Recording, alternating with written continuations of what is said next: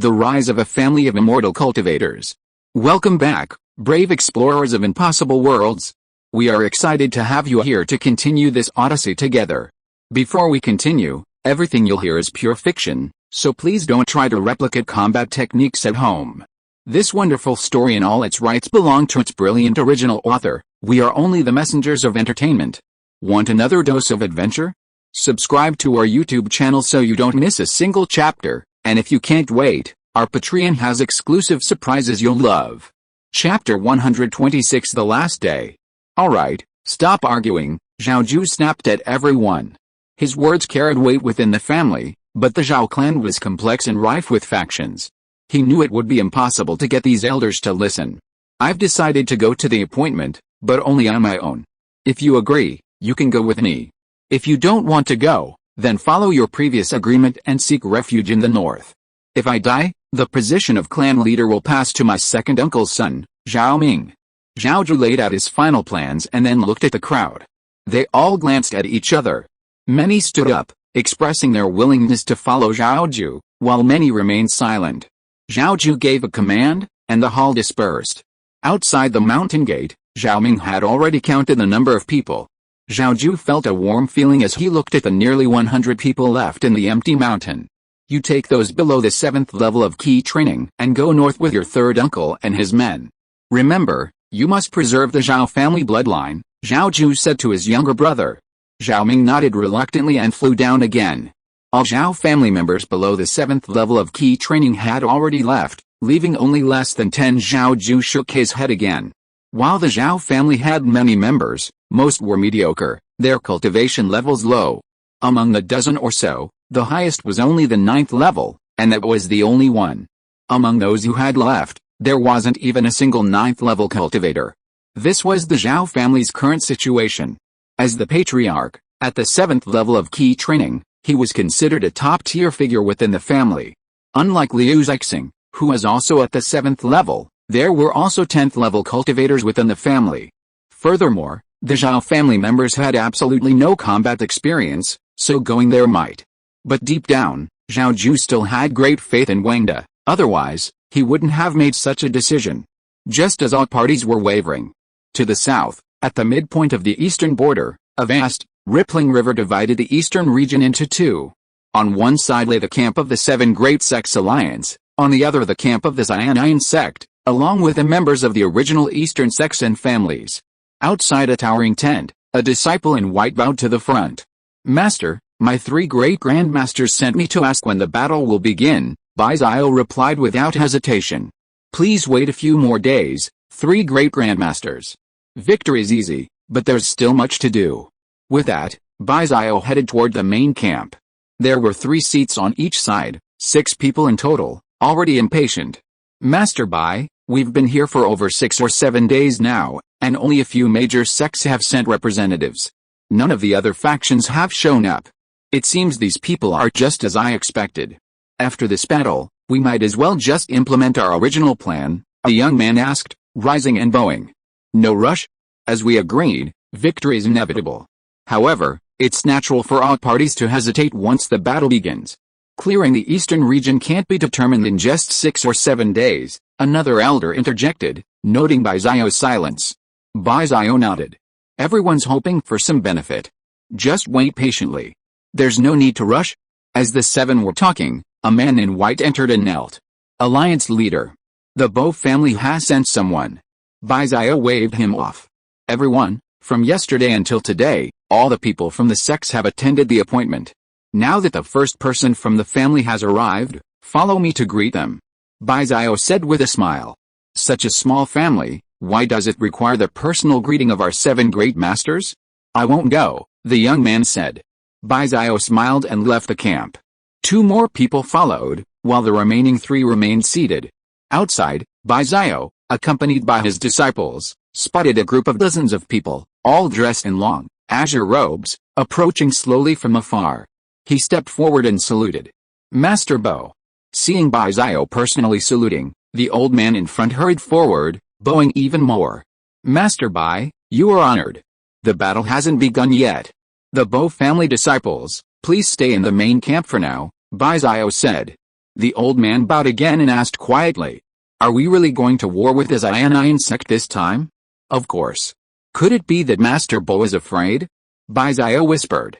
The old man hurriedly hesitated to ask further questions. Since they were already here, the war hadn't even begun yet, and the 7 major sects still had the final say in the East. Leaving now would likely result in death. Bai Zio seemed to understand the old man's thoughts and spoke magnanimously. "If you don't want to participate, leave now. I won't hesitate." The old man was no fool and waved his hand. "We're all from the East, so we naturally have to contribute. Even if we die in battle, we're defending our eastern territory." Bai Zio grew annoyed by this and looked back at the disciples behind him. "Go arrange accommodations." The disciple led the Bull family group towards the main camp. Bai Zio and the other 2 sat on the north side of the camp and waited. "Master Liu, how many people do you think will come?" Bai Zio asked casually. The middle-aged man surnamed Liu behind him smiled. "Even if the major powers don't want to come, I'm afraid they'll send a few people to send us away. As for the smaller ones, there won't be more than 10." Bai Zio smiled. "Isn't this exactly what we want?" the old man behind him replied. Sect leader Liu nodded. As they spoke, several teams began to arrive from the horizon on flying swords. A few people greeted them and chatted. Sure enough, they were all members of major forces. Another gap. Bai Zio looked at the horizon and said, "Sure enough, someone has come to send us away." The 2 looked up and saw a child coming down, no more than 12 or 13 years old.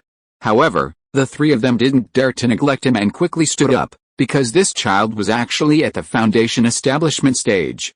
12 or 13-year-old Foundation establishment cultivators were rare even in the Mulin sect. The Sun family of Wheelie Mountain have come to keep an appointment.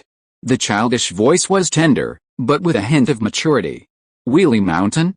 Sun family? Never heard of them. The 3 sect leaders were puzzled. A little girl from the Sun family had already reached Foundation establishment at the age of 12 or 13. They must be a well-known family power in the East, yet how could they have never heard of them? Seeing no reaction from the 3, Sun Zio repeated her question. Bai Zio naturally reacted first. "Where are your masters?"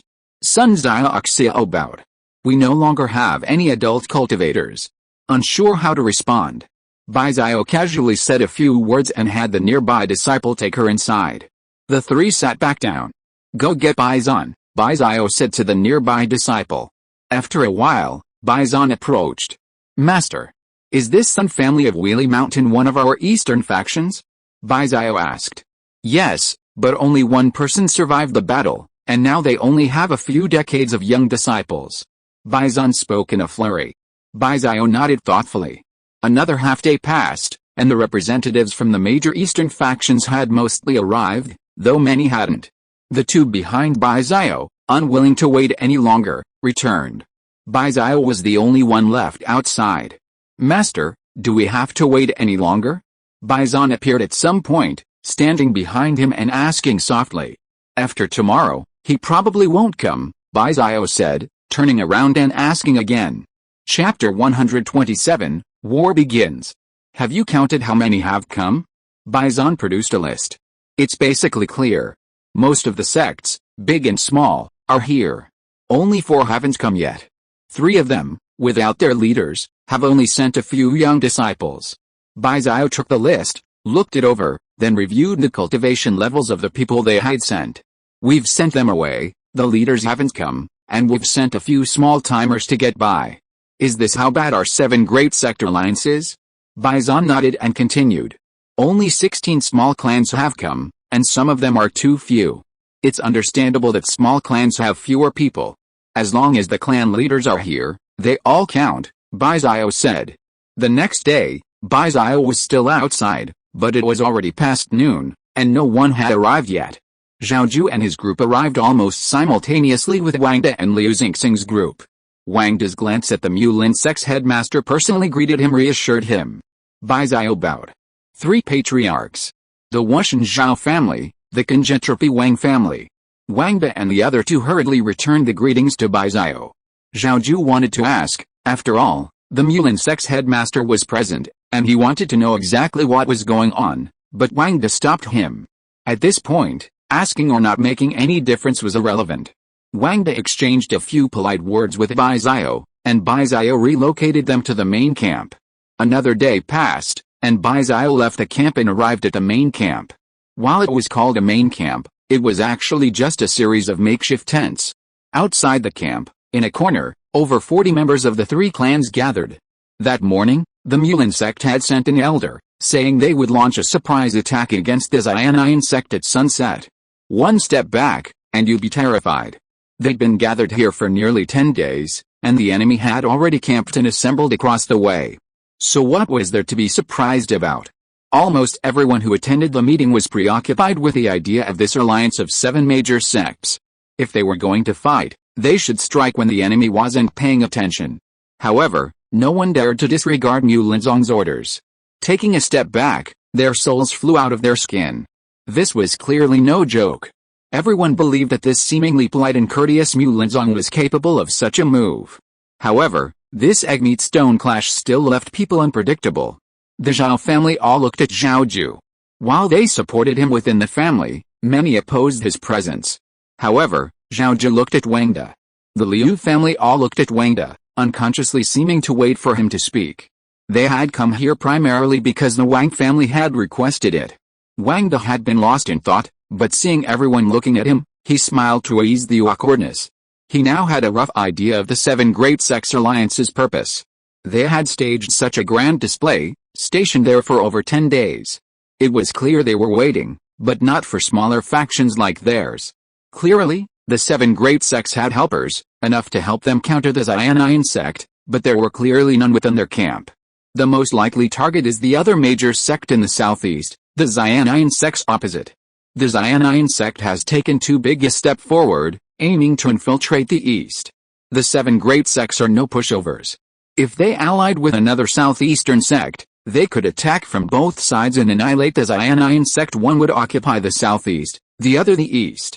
The other southeastern sect is clearly comparable in strength to the Xiannian sect. While the 7 Great Sects alliance might not be strong, it's still a force.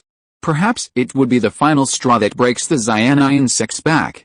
Of course, these are just Wang De's conjectures, but if true, they also reveal some flaws.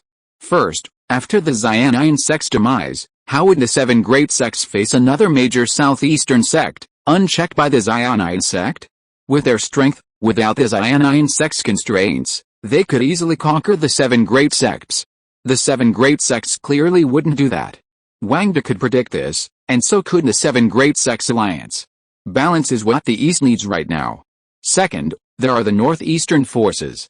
While they haven't infiltrated the East, they're constantly watching. The chaos in the East was undoubtedly good news for them. Whether the Xiannian sect took over the East, or another sect in the Southeast, a role for them would undoubtedly benefit them. Wang De struggled with the bigger picture. After all, it involved 3 territories, and he couldn't possibly wrap his head around it.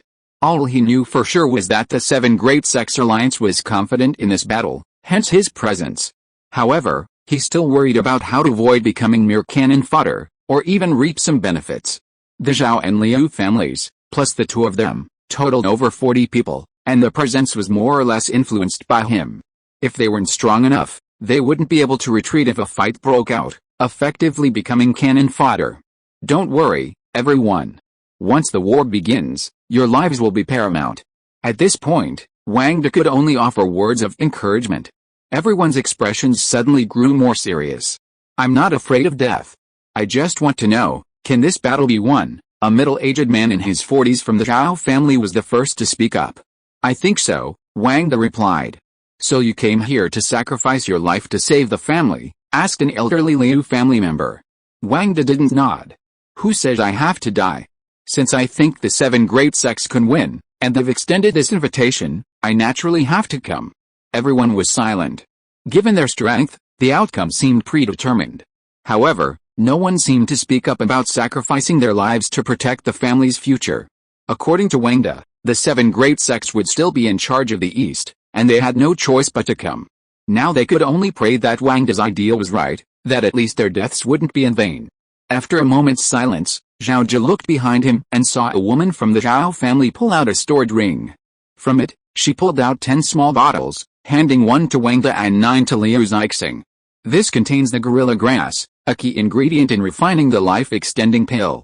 While it doesn't have the same resurrection-boosting properties as the life-extending pill, holding a piece in your mouth at a critical moment can protect your danshan and restore your spiritual energy, the woman said softly. Wang and Liu Xingxing thanked them and placed the items in their storage rings. Before anyone could recover, they saw the sky darken, the last rays of sunlight fading. From somewhere within the camp, 3 beams of light suddenly appeared, landing above the river. Each member of the 3 families drew their flying swords and, along with the thousands of cultivators in the camp, leaped down, flying towards the river's edge. Chapter 128 Smart Ants. Dozens of people from the 7 great sects alliance stood at the front. Bai Xiao was at the front. With a wave of his hand, everyone stopped, as if waiting for something. A moment later, 2 women flew up from the opposite side without any hurry. They were wearing light gauze skirts, flying on swords, and looked as young as the girls next door. They looked about the same age as sisters. Apart from these 2 people, there were only about 700 or 800 cultivators standing at the back like Wang De and his group. It seems that they need to talk first. Wang De thought to himself. This civilized way of opening was beyond Wang De's expectations. However, judging from the people who came out from the other side, it showed that the 2 women above were the main characters. It was just unknown whether they were in the Jinden or Yuanying stage. If they were in the Yuanying stage, it was estimated that this battle would not be very interesting. So those 2 were obviously Jinden. For as Ionian sect where Jinden was everywhere and foundation building cultivators were as numerous as dogs, only 2 Jinden cultivators came out. It seemed that it was not much different from Wang De's guess.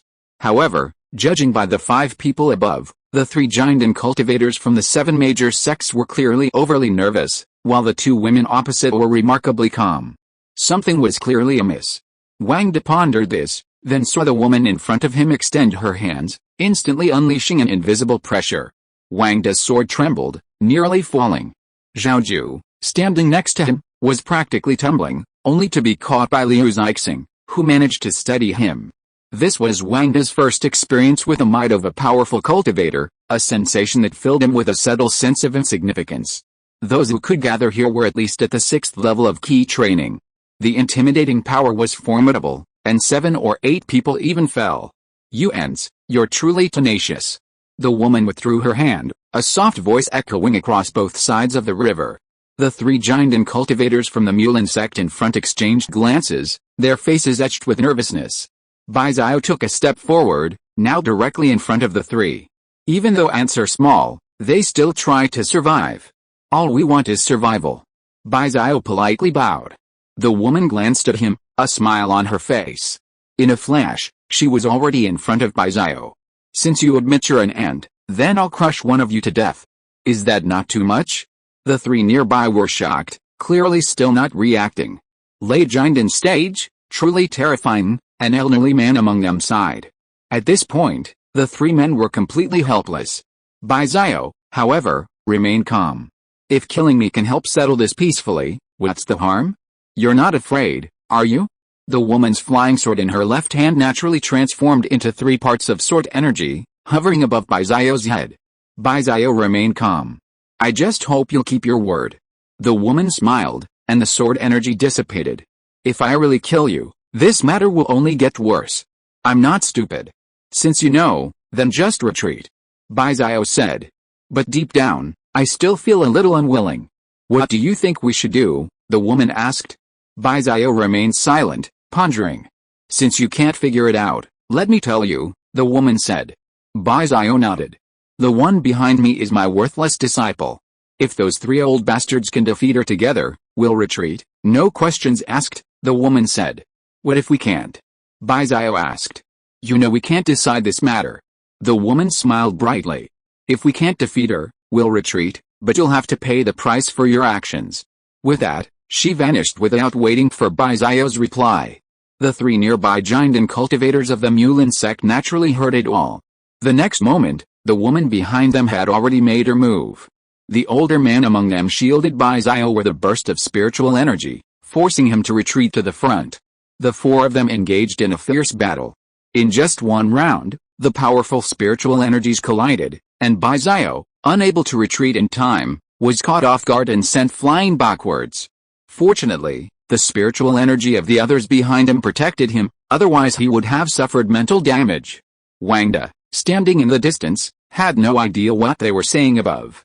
He only knew that the invisible struggles, now open and secret, had transformed into a mid-air clash between four of the strongest.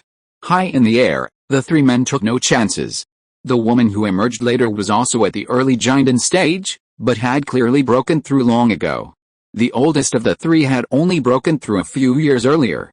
If the woman from earlier had attacked, the three would have had no chance of escape, and that might not have been possible. However, there was more at stake than just cultivation level. It was the cyanine sex compromise, which was why they dared to come so openly, unafraid of a potential attack. Wang and his companions had been stunned by the sight, completely oblivious to the four figures, their bodies and minds, their dantions, overwhelmed by the powerful surge of spiritual energy. They only knew that the river below was riddled with holes, its flow stagnant, suspended in mid-air. Dark clouds loomed, a deathly stillness. Wang and his companions had no way of seeing what was happening above, and could only gauge the intensity of the battle from the surroundings. Bai Xiao and the others ahead, though they had a clear view, were also shocked. Sun Xiaoxiao stood at the front, her small head motionless, naturally oblivious to Wang and the others behind her. All at the same early giant stage, the cyanine sect woman, fighting three men alone, surprisingly prevailed. Meanwhile, the three from the Mulan sect, who had lived for centuries, were now losing ground. Even early giant stages differ from early giant stages. Sun Xiaoxiao only heard the woman say that before she saw the Mulan sect's giant cultivator being pierced through the chest. Hundreds of spiritual energy and sword energies pierced through him. Boom! The cultivator's giant shattered, dispersing into a stream of invisible spiritual energy that drifted through the air. The remaining two were left to fend for themselves. One, struck by three sword energies, flew several miles, crashing into a nearby mountain, his life or death unknown. The remaining man, simply depleting his spiritual energy just to block the sword energies, summoned three magical weapons simultaneously. You're quite capable. The woman dodged, appearing beside the man. The man's eyes flashed with fear, and he tried to resist, but the woman thrust out a kick, striking him squarely. The battle ended in a crushing defeat. And the cultivators behind the seven major sects began to panic. Bai Xiao remained calm, shouting sternly, "Anyone who retreats will die." In a flash, several of those attempting to escape were slain by the Mulan sect disciples. Up ahead, the woman sheathed her sword, and the late-stage giant woman behind her advanced again. "Master Bai, you've lost. Do you really not care about the consequences?" Bai Xiao finally showed a hint of panic. The woman smiled. "I thought you were truly fearless. I just want to tell you, an ant is an ant, even a clever one. If I want to crush you, I will." The woman's face was almost pressed against Bai Xiao's. A bead of sweat fell, and Bai Xiao felt like a weed by the roadside, at the mercy of others. If you are listening to this novel on a channel other than Fanfic World, it means it was downloaded and re-uploaded without effort. We warmly invite you to visit our channel, Fanfic World. There you will find the original version of this story and many other novels of various genres. We look forward to seeing you dive into a world of incredible novels. Chapter 129: The Victory of Failure. Seeing his expression, the woman smiled and dodged, flying backward. "Also, don't be so arrogant. The way you were just now, I thought you were a nascent soul cultivator? You're just going to kill us at will." Bai Xiao froze in place at the woman's voice. She flew past another woman. "Go, make them pay?" "Yes, master." With a swish, countless sword energies streaked across the sky. The thousands of cultivators were like lambs, each strike killing a cultivator. The crowd was already in a state of panic. No retreat. Bai Xiao remained frozen in place. Behind him, someone from the other six sects shouted. Over 10 elders from the Mulan sect and the other six sects all charged forward. They were no match for the woman, like moths to a flame. The scene was chaotic, with countless heads falling like a bloody rain. The weaker key condensation cultivators behind were even more insignificant, their heads and bodies severed by the sword energies passing. The speed was so fast that they couldn't even see clearly. Wang was horrified. The seven great sects had been so confident and so brazen, yet they had become nothing more than pigs and dogs at the mercy of others. Wang was filled with regret, but he didn't have time to dwell on it. He flew outward on his sword, accompanied by Wang Lin. The Liu and Zhao families were so numerous that 4 or 5 had already been affected. The rest, however, protected their clan leaders and flew outward. Fortunately, they were far away, and the 7 Great Sects Alliance held them back. But before they could get far, the woman stopped. Her sword energy dissipated, and she dodged backward to join the other woman. Nearly 30% of the 7 Great Sects Alliance had been killed, with only a few lucky enough to escape. Everyone was stunned, bewildered. The woman waved her hand, and another 100 or so men flew out from the other side of the river, following the 2 men into the distance. Wang knew that if the 2 women had intended to kill them, none of them would be able to return today. But she had stopped, which at least proved that Wang's assumptions were roughly correct. However, the 7 major sects likely hadn't anticipated what would happen today. 3 giant cultivators, the most powerful force in the East, had ended up with 1 dead and 2 injured. Wang didn't bother to speculate on the 7 major sects' thoughts, he only knew there would be more to come. The hundreds of people below were still in midair. Bai Xiao was nudged by Bai Zhan behind him, and the injured giant and cultivator from the nearby mountain also staggered back. Bai Xiao finally regained consciousness and took in the surroundings. With a blink of an eye, his voice echoed across the river. Kill. None of the 7 major sect leaders were killed. It was unclear if the woman had done it on purpose, but many of the elders and others had been beheaded. They now gathered around Bai Xiao. With this command, everyone prepared to charge downward again. Wang glanced at Zhao Ju and Liu Zixing, then followed on his sword. The 2 looked at their disciples behind them and followed suit. Across the river, the remaining hundreds of cultivators panicked when they saw the Xiannian sect's men retreat. They had originally thought that the 2 Xiannians were enough to hold off the 7 major sects, and that they would naturally reap some benefits. They hadn't expected them to actually leave after winning. Just as the fight was about to begin, the leader stepped forward. Everyone, please wait a moment. It's undeniable that with that shout, everyone paused. Seeing them pause, the leader immediately spoke again. We are cultivators originally from the East, but were forced to join the Xiannian sect after the previous war. We are willing to surrender and join the 7 major sects alliance. With these words, everyone hesitated. However, the dozens of people in front had clearly already discussed how to deal with these people. They all turned to Bai Xiao. Bai Xiao hesitated for a moment, then roared, "Kill them all. Leave no one alive." Many of those behind were stunned. An old man in green stepped forward. Alliance leader Bai, didn't we agree not to kill them before? Why have you changed your mind now? Didn't you hear? A clever ant is still an ant. But my point is, united ants can't defeat a tiger. We must become tigers ourselves, only then can we have the power to fight against them. After Bai Xiao finished speaking, the old man fell silent, and so did the others behind him. Bai Xiao turned around. Don't spare a single one. Kill. Roar. The Mulan sect disciples responded and rushed down. The leaders of the other 6 sects also gave the order, and the rest of the disciples also rushed down. Wang and the others followed behind, at most for show, and the members of the other small clans did the same. The hundreds of people below were in a state of panic. The people here were also furious, now venting all their resentment for the woman who had massacred them. They were originally from the East, affected by the previous war between the 5 Spirit sect and Shangzong Valley, and less than a month later, the Xiannian sect invaded and ruled with bloodshed. They had escaped both disasters. Unexpectedly, within just a few years, they were ultimately slain by the Easterners. Wang and the others pretended to be on the sidelines. If a frenzied killer came, several 10th level key cultivation cultivators from the Liu family would hold them off. Those fleeing in all directions were not spared by the frenzied disciples of the 7 major sects, who pursued them. 2 giant stage masters were also nearby, and of those who escaped, no more than 5 managed to escape. As the sky gradually brightened, the chase and bloodshed raged all night. Bai Xiao and several of the sect leaders had already returned to the main camp, and the other, more seriously injured giant and cultivator had also vanished. Only a number of disciples, including Wang and the others, were cleaning up the mess, letting the disciples of the 7 major sects direct their actions. Fortunately, the battle was over for now, and they were naturally happy to move things. However, the corpses strewn across the ground made those unaccustomed to them nauseous. Wang was one of them. Even with the memories of 2 lifetimes, he had never seen so many bodies so vividly. Despite Wang's efforts to control himself and suppress his rage with spiritual energy, He still began to dry heave. Like Wang De, many members of the Zhao family were also like this. They had all cultivated for at least decades, yet they had never seen anything like this.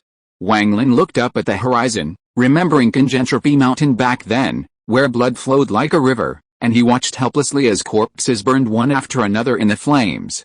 The scene now was so similar. Wang De also remembered when he had just arrived, but by then, the fire had reduced Conjentropy Mountain to nothing but black charcoal, without such a scene of corpses strewn across the ground. A morning passed, and a huge pit and raging flames became their final elegy. For the Liu family cultivators and the disciples of the 7 major sects, such scenes had long been accustomed to. It will be available tomorrow, and I hope you will support it. Chapter 130 Becoming an Executioner. Clan Leader, did we win? Wang Lin whispered from the side. Probably. Wang De stared at the blazing fire before him. Wang Lin leaned forward. I found these just now while moving the bodies. 3 storage rings suddenly appeared in Wang De's hands. Taking the dead's belongings? Wang De asked with a half-smile as he took them. I didn't take them, but those people did too. Wang Lin gestured to the disciples of the 7 major sects nearby. Far across the river, the leaders of the 7 major sects alliance seemed to be still in a meeting. Wang De didn't know what would happen after this victory, but he could imagine that this battle had taken them all by surprise. Before the sun even climbed over the mountains, the disciples of the 7 major sects alliance seemed to have received another order. One was to gather everyone and recover the bodies of the victims killed by the woman earlier, returning them to their respective families. This included several members of the Zhao and Liu families, but of course, more were from the 7 major sects, as well as those from other factions standing in front. The other was bloody revenge, but this rage wasn't directed solely at the eastern factions on the other side of the river. The cultivators who had died earlier were almost all top-tier cultivators from the various factions in the eastern and southern regions. The remaining cultivators remaining within the mountain gate were primarily low-level cultivators, similar to the Wang family. With a single command, personnel were dispatched to various locations. 3 families, led by a Foundation Establishment Stage Mulin sect elder, flew southwest. There were 4 smaller clans in this area, each relatively close in distance. The Mulin sect elder surveyed the terrain and directed his men toward one of the mountain gates. He then dispatched 4 cultivators from the Zhao family to scatter and monitor the remaining 3, preventing them from escaping. When the group arrived, the disciples of this mountain gate were clearly still unaware. A single Foundation Establishment Stage cultivator was enough to intimidate them. Among the 90 or so people below, only 2 had reached the 10th level of key training. The elder attacked head-on. The Liu family cultivators surrounded the front mountain, while the Zhao family cultivators remained in the back. Wang De and a 10th level key training Liu family cultivator remained in mid-air, preventing them from escaping with their swords. Flying swords pierced through, a crushing slaughter of lower-level cultivators by high-ranking cultivators. Even those who fled in all directions could not escape the battle-hardened Liu cultivators, who seemed accustomed to the sight of murder. Only the Zhao cultivators, guarding the back mountain, struggled to cope with a few escapees. Wang De, watching from above, truly believed Zhao Ju's words. The Zhao cultivators were like flowers in a hothouse. The screams gradually faded. The Mulin sect elder, having killed several who pretended to be dead, issued another direct order. All the loot will belong to you. With this, neither the Zhao nor the Liu cultivators took action. Only Zhao Ju and Liu Zixing nodded before descending. Wang De, unwilling to be left behind, was eager to follow suit. Though corpses lay strewn below, what was a little disgrace in the face of profit? As a small, savage clan, they naturally didn't have much. Dozens of people rummaged through the ground. Wang De also looted some, but not much, only a few hundred low-grade spirit stones and some basic medicinal pills. Reaching a burning charcoal spot, Wang De clearly saw the debris shift. He walked over and peeled it open, revealing 2 identical little girls, probably no more than 8 or 9 years old. Upon seeing Wang De, both girls flashed with fear. Their eyes met, but Wang De remained silent and made no move. He saw hatred in one of the girl's eyes, gnashing her teeth and glaring furiously. Please, let us go. The other girl was clearly terrified, her eyes filled with endless terror. Wang De turned to look at her, and a stream of spiritual energy shot directly through the chest of the girl next to him. Will you seek revenge? Blood splattered, covering her face. She remained silent, a frozen expression of endless fear, Unable to react. Ah! A scream echoed through the upper reaches of the mountain gate, and Wang sent another stream of water towards them, leaving them no chance of survival. Suddenly, he had become an executioner himself. He wondered if one day he would end up like these two little girls. Of course, he had no choice but to do so. Thinking back to Wang Zimin and Wang Lin, if they hadn't been annihilated in Shangzong Valley, their hatred would likely have lingered forever, their minds consumed with revenge. Later, while searching, the Liu family cultivators found two more surviving children. Soon, the group flew out again. Another small clan, guarded by a Zhao family cultivator, was apparently unaware that their neighbor had been annihilated. However, this clan was clearly not as weak as the previous one. When the group reached the mountain gate, before they could launch a surprise attack, a protective formation quietly erupted. The elder of the Mulan sect was also troubled. The men he had brought with him weren't Mulan sect disciples, so he couldn't issue a firm order, exposing their whereabouts and leading to their discovery. Furthermore, he hadn't anticipated their existence in the form of a protective formation. A vast curtain of light enveloped them, and the elder's repeated attacks confirmed that this was a genuine protective formation, enough to withstand a cultivator in the middle stage of foundation establishment for 3 or 4 days. Even with a full-scale attack, it would take this long. Besides, the people inside weren't fools. If they had spirit stones to sustain them, they could probably hold out for at least 10 days. Unfortunately, this was clearly futile. They didn't know the Xiannian sect had already abandoned them. Even if they held out for 10 days, they probably wouldn't have any hope. The elder attacked for about half a day, realizing he couldn't break the formation and that it would delay his mission. He sent a message to the sect, requesting reinforcements, and then assigned personnel from the 3 clans. Wang Da and Wang Lin, along with the 20 or so Zhao clan members, guarded the area, while he led the Liu clan members to the next small clan. His mission was to target the 4 small clans here. If they delayed too long and were discovered by the other 2 clans, their escape would be troublesome. Either they could coexist peacefully, or they could be decisive and eradicate the entire situation. This was the order from above, and the elder naturally understood the stakes. Wang Da and Zhao Ju stood outside the mountain gate, looking inside.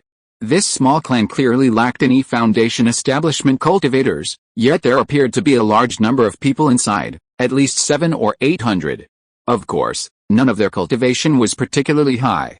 This was rather odd. After 2 catastrophes, it was truly rare for 700 or 800 people to still be alive.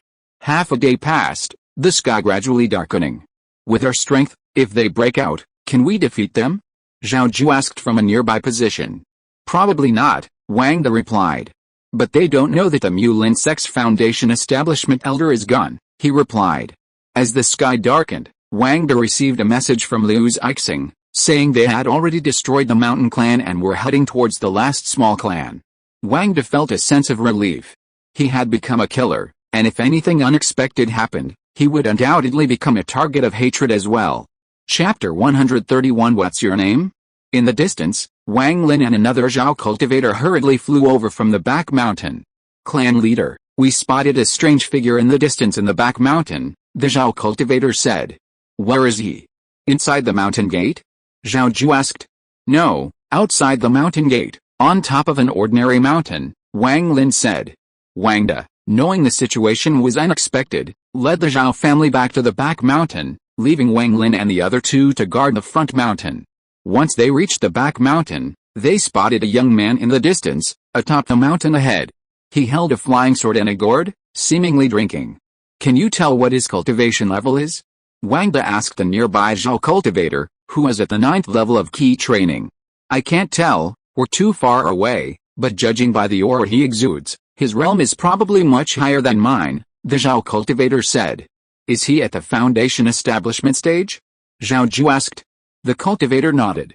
Wang Da, realizing the situation was beyond their ability to resolve, immediately sent a message to Liu Zixing, asking him to inform the elder. He and Zhao Ju took turns watching the drinking man. The sky gradually brightened, and the night passed. Look, another one's here. Zhao Ju's voice awoke Wang Da, who had been distracted. Wang Da looked over and saw a young woman, seemingly from nowhere, bowing to the seated man. Clearly, she was of lower status than the man. In the distance, the drunken man was also staring intently at them. Master, aren't you going over? The woman next to him asked, bowing. When I arrived, the main person had left. There's no point talking to these small fry, the man said with a hint of disdain. The woman nodded and stood aside. Meanwhile, the elder from the Mulan sect, who had led the Liu family, also returned with him. Clearly, the reinforcements he had requested hadn't arrived yet. What's going on? The elder asked, appearing. Wang explained, and the elder took notice. He observed from a distance for a long moment, then a look of horror crossed his face. Even I can't tell this person is a cultivator. Could she be a giant stage cultivator? With these words, the members of the three families recalled the fear they had felt at the hands of the early giant stage woman. The elder, unsure of what to do, quickly pulled out his sound transmission talisman. Master, this is dire. I've spotted a suspicious-looking man and woman here. Both are likely at the giant stage or higher. Wang, Zhaoju, and the others clearly heard Bai Zio's shocked cry, but what he said was beyond their reach. A moment later, the man in the distance stirred, poured away his wine jug, stood up, and spoke to the woman next to him. The real boss is here. Follow me. Yes. The woman followed. The elder, Wang, and the others were terrified by the movement of the two men. But before they could react, they saw them standing before them. Senior. The elder, fearing both impulsiveness and the authority to make the decision, simply bowed. The man simply stood in front, his eyes closed, silent. The woman beside him, curious, glanced around but didn't move a step from the man's side. Their gazes crossed, and they caught sight of Wang standing next to the elder, also sizing her up.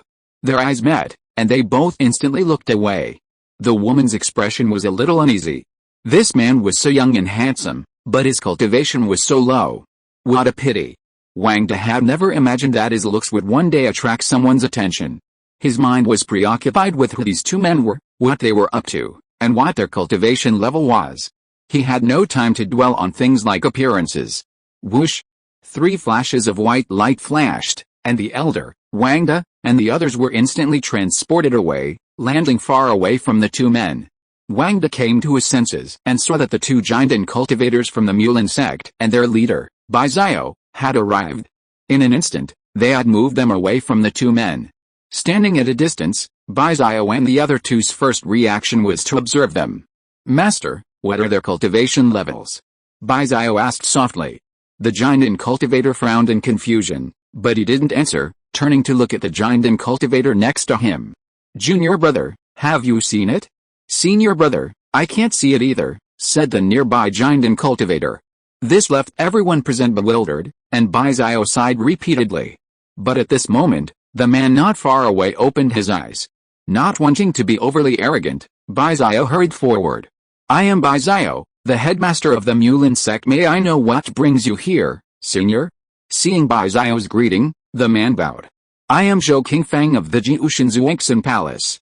The words Jiushinzuangxin Palace rang out, and not only Bai Zio, but also the two giant elders, Zhaoju, and Liu Xingxing nearby were struck by lightning. If the Jiushinzuangxin Palace was involved in this matter, it would be completely beyond their expectations. Only Wang, though shocked, remained calm. He recalled seeing the 5 characters Luoquan Shanzhou family etched on a large rock in the mountain in front of the mountain gate. Wang didn't know if this person was from the Jiayutianzhuanshan Palace. He only knew that he had a high level of cultivation, the surname Zhou, and his presence near the besieged small family clearly spoke volumes. Zhaoju also reacted at this moment and glanced at Wang. Clearly, they both had guessed that this person was likely a member of this small family. However, if someone from such a small family were in the Jiayutianzhuanshan Palace, they wouldn't have become such a small force. As the saying goes, even the emperor's family has 3 poor relatives, and this was clearly the case. Ever since Bai Zio's encounter with the 2 women a few days ago, he had lost his usual composure in such situations and quickly adopted a flattering attitude. I didn't know you were here, senior. We apologize for not welcoming you. The man waved his hand after hearing a few words. Alright, enough nonsense. Since this place has been occupied by your 7 great sects alliance, we at the Jiayutianzhuanshan Palace will not interfere. I'm here for other matters. Hearing this, the 3 members of the Mulan sect relaxed considerably. Senior, please speak. The man pointed to the side. I once wandered from the mortal realm at the foot of the Luoquan Mountains all the way to the central region. Although I've never stayed with the Zhou family in the mountains and have no connection to them, we share the same clan and origin. Bai Xiao understood immediately and nodded repeatedly. I understand. I understand. The man, still somewhat uneasy, assumed the appearance of the Nine Heavens' mysterious immortal palace cultivator, but didn't reveal his true cultivation. He then instructed the woman next to him to practice a little. The woman, accepting the command, immediately unleashed her spiritual energy. A warm current swept through them, sending a feeling of immense comfort. But the next moment, they were paralyzed. Wang heard the nearby giant and cultivator whisper, "This person is actually at the nascent soul stage." Then another voice rang out. Wang glanced around, realizing it was a secret message, meant only for him to hear. "What's your name?" He realized it was the woman displaying her magical powers. "My name is Wang." Wang replied in a panic, and then he clearly heard the woman's laughter. When he came to his senses, the two people in front of him had already disappeared without a trace. Chapter 132 Eastern Interior. Kingentropy Mountain. Wang Zimin sat alone atop a mountain, a peak on Kingentropy Mountain. 7 or 8 days had passed since Wang Lin, and the Liu family cultivators had left for their appointment, and he had received no news. But Wang had ordered him to guard the mountain gate, and he remained at Kingentropy with the determination to die. If the Xiannian sect arrived, he would fight to join them, even if it meant offering annual tributes as a tributary sect, like the 5 spirit sect had done before. If the 7 major sects returned, it would prove the patriarch's mission was a success. Even if he died with them, at least the Wang family's Kingentropy would still exist. However, 7 or 8 days had passed with no news, and he dared not leave. Only 2 days ago, a Liu family cultivator came to inquire about the situation. But after a brief exchange, they yielded no useful information. At dawn, atop the mountain, Wang Zimin could discern the distinct presence of cultivators approaching from afar. There were quite a number of them, and they were slowly approaching. Wang Zimin couldn't help but feel nervous. To get a clearer view, he flew out a distance. However, this group didn't head for Kenjintang, but instead flew towards the Fang family's hilltop nearby.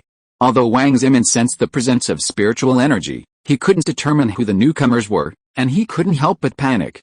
The Liu family members who stayed nearby were just as terrified as Wang Zimin. Naturally, they could tell that while the group wasn't numerous, their aura clearly indicated a high level of cultivation. "Zimin, did you see which faction these newcomers belong to?" A Liu family cultivator flew out of the mountain gate and arrived near Qingjintang, where he encountered Wang Zimin again and asked. "I couldn't see clearly, but I saw they were heading towards the Fang family's hilltop," Wang Zimin said. "Going to the Fang family? They must be from the Xiannian sect." The Liu family cultivator's face was filled with worry. Wang Zimin remained silent. "I'll go and take a look. At least I should know which faction they belong to," the Liu family cultivator said. "Brothers Hixuan, they're clearly well prepared. Going there might be dangerous," Zimin advised. "We've already stayed here, determined to die. What's there to fear?" the Liu cultivator said, then flew towards the county where the Fang family resided. Wang Zimin watched the retreating Liu cultivator for a long time, unable to recover. As Liu Zixuan flew over Kingentropy County, he spotted 4 or 5 more cultivators conducting searches outside. From afar, the white robes looked remarkably familiar. Mulin sect members? Returning from the border Mulin sect? Or remaining Mulin sect disciples? Why were they searching the Fang family's territory? Liu Zixuan was filled with confusion. But at this crucial moment, he couldn't afford to be careless. First, he didn't dare approach to question them, and second, he couldn't determine whether they were genuine Mulin sect disciples. Liu Zixuan considered retreating, reporting back to his family and discussing countermeasures. However, before he had gone far, he saw what seemed like fluctuations of spiritual energy in the distant mountains, clearly a battle taking place. Mulin sect members and Fang family members were fighting. This was truly bizarre. Could it be that the Mulin sect, defeated in battle, had become bandits, planning to steal some supplies and flee? Clearly unlikely. Mulin wouldn't need these few spirit stones. Without giving it much thought, Liu Zixuan quietly retreated. Seeing Liu Zixuan return, Wang Zimin hurried forward to inquire. Liu Zixuan recounted what he had witnessed and flew back toward his own mountain gate. Wang Zimin was naturally perplexed, his mind racing. His heart leaped to his throat when he saw the group of cultivators depart from the Fang family's mountain gate in the distance. They were flying from Kingentropy Mountain. As they drew closer, Wang Zimin could finally see clearly.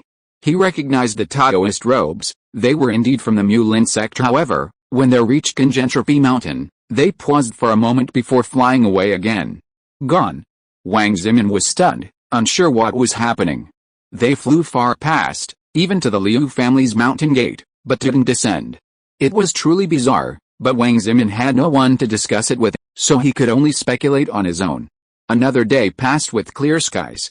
Wang Zimin was filled with doubts, and it wasn't until evening that Wangda's message finally arrived. The 7 major sects have won. Go and recruit Qin Yi and the others to return to the mountain.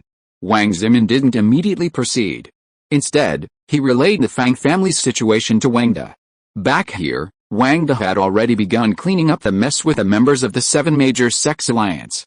With the exception of the Zhou family in the Nara Mountains, the rest of the mountain sects had been virtually wiped out. Then, a steady stream of disciples from the 7 major sects arrived in batches. Wangda had a clear idea. The southern mountain tops seemed to have been taken over by the 7 major sects. The next day, they were told they could leave on their own. Thus ended the battle. Liu Zixing and Zhao Ju, carrying the bodies of their disciples, followed Wangda back. Looking back, the 7 major sects were still busy on the various mountain tops. Undoubtedly, the 7 major sects benefited from this battle, despite the heavy price they paid, including the loss of a giant cultivator. However, the dozens of mountain tops to the south have been cleared, providing a steady stream of resources. The final outcome of this battle was largely as Wangda had anticipated. However, what Wangda hadn't anticipated was that their goal wasn't to annihilate the Xiannian sect, but rather to seize a vast expanse of territory in the southern east. Now that he thought about it, while this area wasn't large compared to the entire eastern region, it contained numerous mountain tops rich in spiritual energy, which were sources of resources. The other sects in the southeast clearly wouldn't tolerate the Xiannian sect's continued occupation of this region, as that would gradually widen the gap between them and the Xiannian sect. This conflicted with the intentions of the 7 major sects. The 7 major sects' ability to reclaim the eastern region likely came at a significant cost. Wangda didn't know the details, nor did he need to dwell on them. He only knew that the situation seemed to be remarkably balanced again. However, Wangda was still concerned about what Wang Zimin had mentioned. He wondered what the 7 major sects were up to within the eastern region. After all, he had contributed, so he hoped the 7 major sects wouldn't go too far. It would take several days to reach Qinjiantang from the south, so Zhao Ju and Wang departed ways halfway, each flying back home. Over a dozen people, eager to return home and unaware of the situation, focused their swords on their movements. Before 2 days had passed, they reached a point where over 10 of them paused. "It's a fluctuation of spiritual energy," the Liu family's sturdy man exclaimed. Even without a word, the others sensed it, though they didn't know who it was. "How are you?" A warm current surged through them, a comforting sensation. Fog. Pitch black fog. Wangda had initially suspected the attack from the woman from the Jiushan Zuangxin Palace, but the appearance of the fog now rekindled his suspicions. "Don't panic, hold hands and prevent the enemy from being defeated one by one," Liu Zixing shouted. Although the enemy's cultivation level seemed beyond their reach, the Liu family cultivators seemed determined not to concede defeat. Wang Lin trembled with fear. He reached out to touch Wangda's hand, but it didn't reach him. Frightened, he moved forward, touched Liu Zixing, and embraced him tightly. Liu Zixing was somewhat speechless. Everyone in the Liu family held hands, released their spiritual power, and tried their best to disperse the fog. However, although the fog was strange, there was no follow-up action from the other party. It took half a day and consumed a lot of spiritual stones to replenish spiritual energy before the fog in a small area was dispersed. Everyone was able to see clearly. "Count the number of people." Liu Zixing gave an order, and everyone began to look at each other. No one was missing. "My family leader is missing," Wang Lin shouted. Liu Zixing turned around and saw that there was no trace of Wangda. Everyone continued to disperse the fog. "Wangda may have just been separated from us." Liu Zixing gave another order. More than 10 people dispersed the fog and called out everywhere. Chapter 133 I'm in love with you. Junior brother, didn't you say the clan leader and his men returned from the south 4 days ago? Why haven't they arrived yet? Wang Zi asked in the main hall. Wang Zi and Qin Yi had summoned all the Wang family members who had left the mountain 2 days ago, and they were already gathered at Congentropi Mountain. Wang Zimin didn't know what had happened. Wang Da's message hadn't received a response. Outside, Qin Yi came out. I went to the Liu family and asked. Their head of the family said they'd be back this afternoon, but the message didn't mention Master and his men. The three of them sat alone in the main hall, speechless. Half a day passed, and in the afternoon, 2 people flew in from the distance. Wang Zimin and the other 2 naturally went out to greet them. When they landed, they turned out to be Wang Lin and Liu Zixing. Wang Zi and Wang Zimin saw the gloomy faces of Wang Lin and Liu Zixing, and they had a bad feeling. Qin Yi, naturally sensing something was wrong, hurried forward. Clan leader Liu, Master Wang Lin, where is my master? Wang Lin looked at Qin Yi with some pity, then glanced at Wang Zimin and the other 2 behind him. I lost the clan leader. Lost? Qin Yi was agitated as Liu Zixing grabbed him. Liu Zixing recounted the strange events of that day. They had spent a day and a night dispelling the fog, but when they emerged, there was still no sign of Wang Da. They then resumed their search. Several nearby mountain gates were guarded by Mulin sect disciples, while others were occupied by smaller clans. After a day of searching without success, they returned home. If it's really the Nine Heavens' mysterious immortal palace that's responsible, I'm afraid even Mulin sect won't be able to stop them. Liu Zixing offered a soothing reassurance. Several members of the Liu family had also died. He had accompanied Wang Lin here, so he reported the incident and then left the mountain gate, heading back up the mountain. Mulin sect headquarters. Jin Yuan sect mountain gate. Things were incredibly busy now. The purge in the east had already begun, and all forces that hadn't attended, regardless of size, would be visited in turn by disciples from Mulin sect and the other 6 clans. The main point was to issue a new policy for the east, annex the 7 major sects, becoming semi-slaves, and paying tribute annually to provide highly qualified disciples. Of course, the most important step was to regularly dispatch disciples to various southern mountain tops to participate in construction work. From this moment on, those factions that had not participated in this battle were reduced to a vastly greater number of followers than those previously affiliated with the Wuling sect and Shangzhonggu. Nothing remained under the yoke of power. Their choices had shaped the current situation. Of course, some, accustomed to a self-sufficient life, would not adapt to the sudden shift back to their old ways, hence the killing and suppression. Perhaps only then would they understand that a seemingly docile dog might not bite, but once it bites, it will bite to the death. Some were happy, while others were sad, like Wang Da right now. He clearly remembered that when he, Liu Zixing, Wang Lin, and the others were returning to the mountain, he was attacked by a fog and immediately passed out. He had never expected to find himself in such a place. It was pitch black outside, and he couldn't see a thing with his eyes, but even with his hands. He could tell he was trapped in a bag. He had just tried to use his spiritual power to break the bag, but couldn't muster a single bit of it. It looked like a magical weapon, and quite a bit of it. Most importantly, the bag was being carried by someone, swaying back and forth. If he didn't move, it would be fine. But no one wanted to stay in such a confined space. Wang Da wanted to speak. If he did, he could at least make some judgments. But his voice didn't carry at all, and he didn't hear a single sound from outside. But recalling the events of that day, the warm feeling, the subsequent mist, the disappearance of his spiritual power, the magical bag, the question about his name, and so on, Wang Da could roughly deduce that he had been kidnapped by the woman from the Jiushinzuixin palace. As for the purpose, Wang Da didn't dream of benefits or opportunities, simply knowing he couldn't leave his fate in the hands of others. And it might not be what he suspected. Perhaps the other party was a demonic beast, intent on devouring him? All Wang Da could do now was to make as much noise as possible to attract the attention of those outside. Any communication, no matter what, would be better than the current situation. Bang! Wang Da felt someone pat his butt. Then he heard a voice. Don't move, or I'll knock you out again. Senior, can you let me out first? I have something to say. Wang Da shouted loudly, not knowing whether the other party could hear him or not. The light returned, Wang Da covered his eyes, and the bag was opened. What do you want to say? A voice came. Wang Da instantly adapted to the light again, and saw that it was indeed the master and disciple who appeared in front of him, a man holding a wine jug, and a seemingly young woman. Two seniors, why did you arrest me? Wang De asked in a low voice. The man holding the wine jug ignored Wang De, but the woman next to him looked at Wang De with a smile on her face. I like you and I'm going to take you back. Central? Jiushan Zuixin Palace?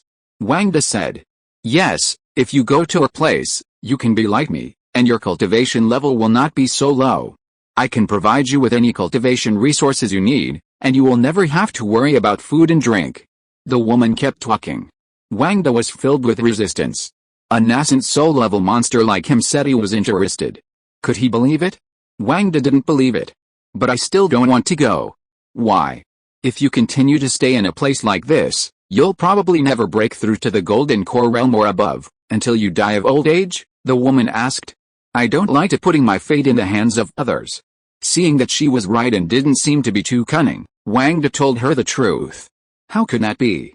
After you go, I'll send someone to accept you as a disciple. Then, like us, you'll be a disciple of the Nine Heavens' mysterious immortal palace. There will be rules, but you'll also have freedom. I'm not taking you in as a slave, the woman said. But I don't want to be a disciple of the Nine Heavens' mysterious immortal palace. Wang De said. You don't want to become a disciple of the Nine Heavens' mysterious immortal palace, the woman asked uncomfortably. Wang De shook his head. How is it possible? In the whole Yizhao, there is no one with spiritual roots who doesn't want to become a disciple of the Jiushan Zuixin Palace. Back then, the master traveled thousands of miles, wandering all the way from the east to the central part in a mortal body. The woman said, and the man holding the wine pot next to her coughed, and the woman stopped talking. I just don't want to. Wang De said firmly. I have a system. Why bother with the Jiushan Zuixin Palace? If I go there, I will be an ordinary disciple. There is no benefit of the system. When he thought of the system's voice rang out. Wang De thought it was related to these two people, so he clicked on it. But he found that the family reputation in the system had actually been upgraded. Family reputation. 1782. Chapter 134 True Love. Wang De was stunned by the sudden increase in reputation of over 1,600. If it weren't for the two powerful beings watching outside, he would have clicked in immediately to take a look. Could it be that just by being known and acknowledged by the two people from the Jiushan Zuixin Palace, his reputation had increased so much? It was unbelievable. If he had such power, he would seriously consider whether to follow them to the Jiushan Zuixin Palace. However, he didn't know that even when he was kidnapped the day before yesterday, someone had been watching them. This person was a giant and cultivator from the Mulan sect, but he was only following orders. Honestly, a giant and cultivator monitoring a Yuanying cultivator, who was at an unknown realm, but definitely higher than the Yuanying, would have been impossible without their tacit consent. It wasn't until the three of them left the Eastern Territory yesterday that this person returned to the Mulan sect headquarters. In the Mulan sect lobby, there were over 30 people from the 7 major sects, all high-ranking members of the 7 major sects alliance.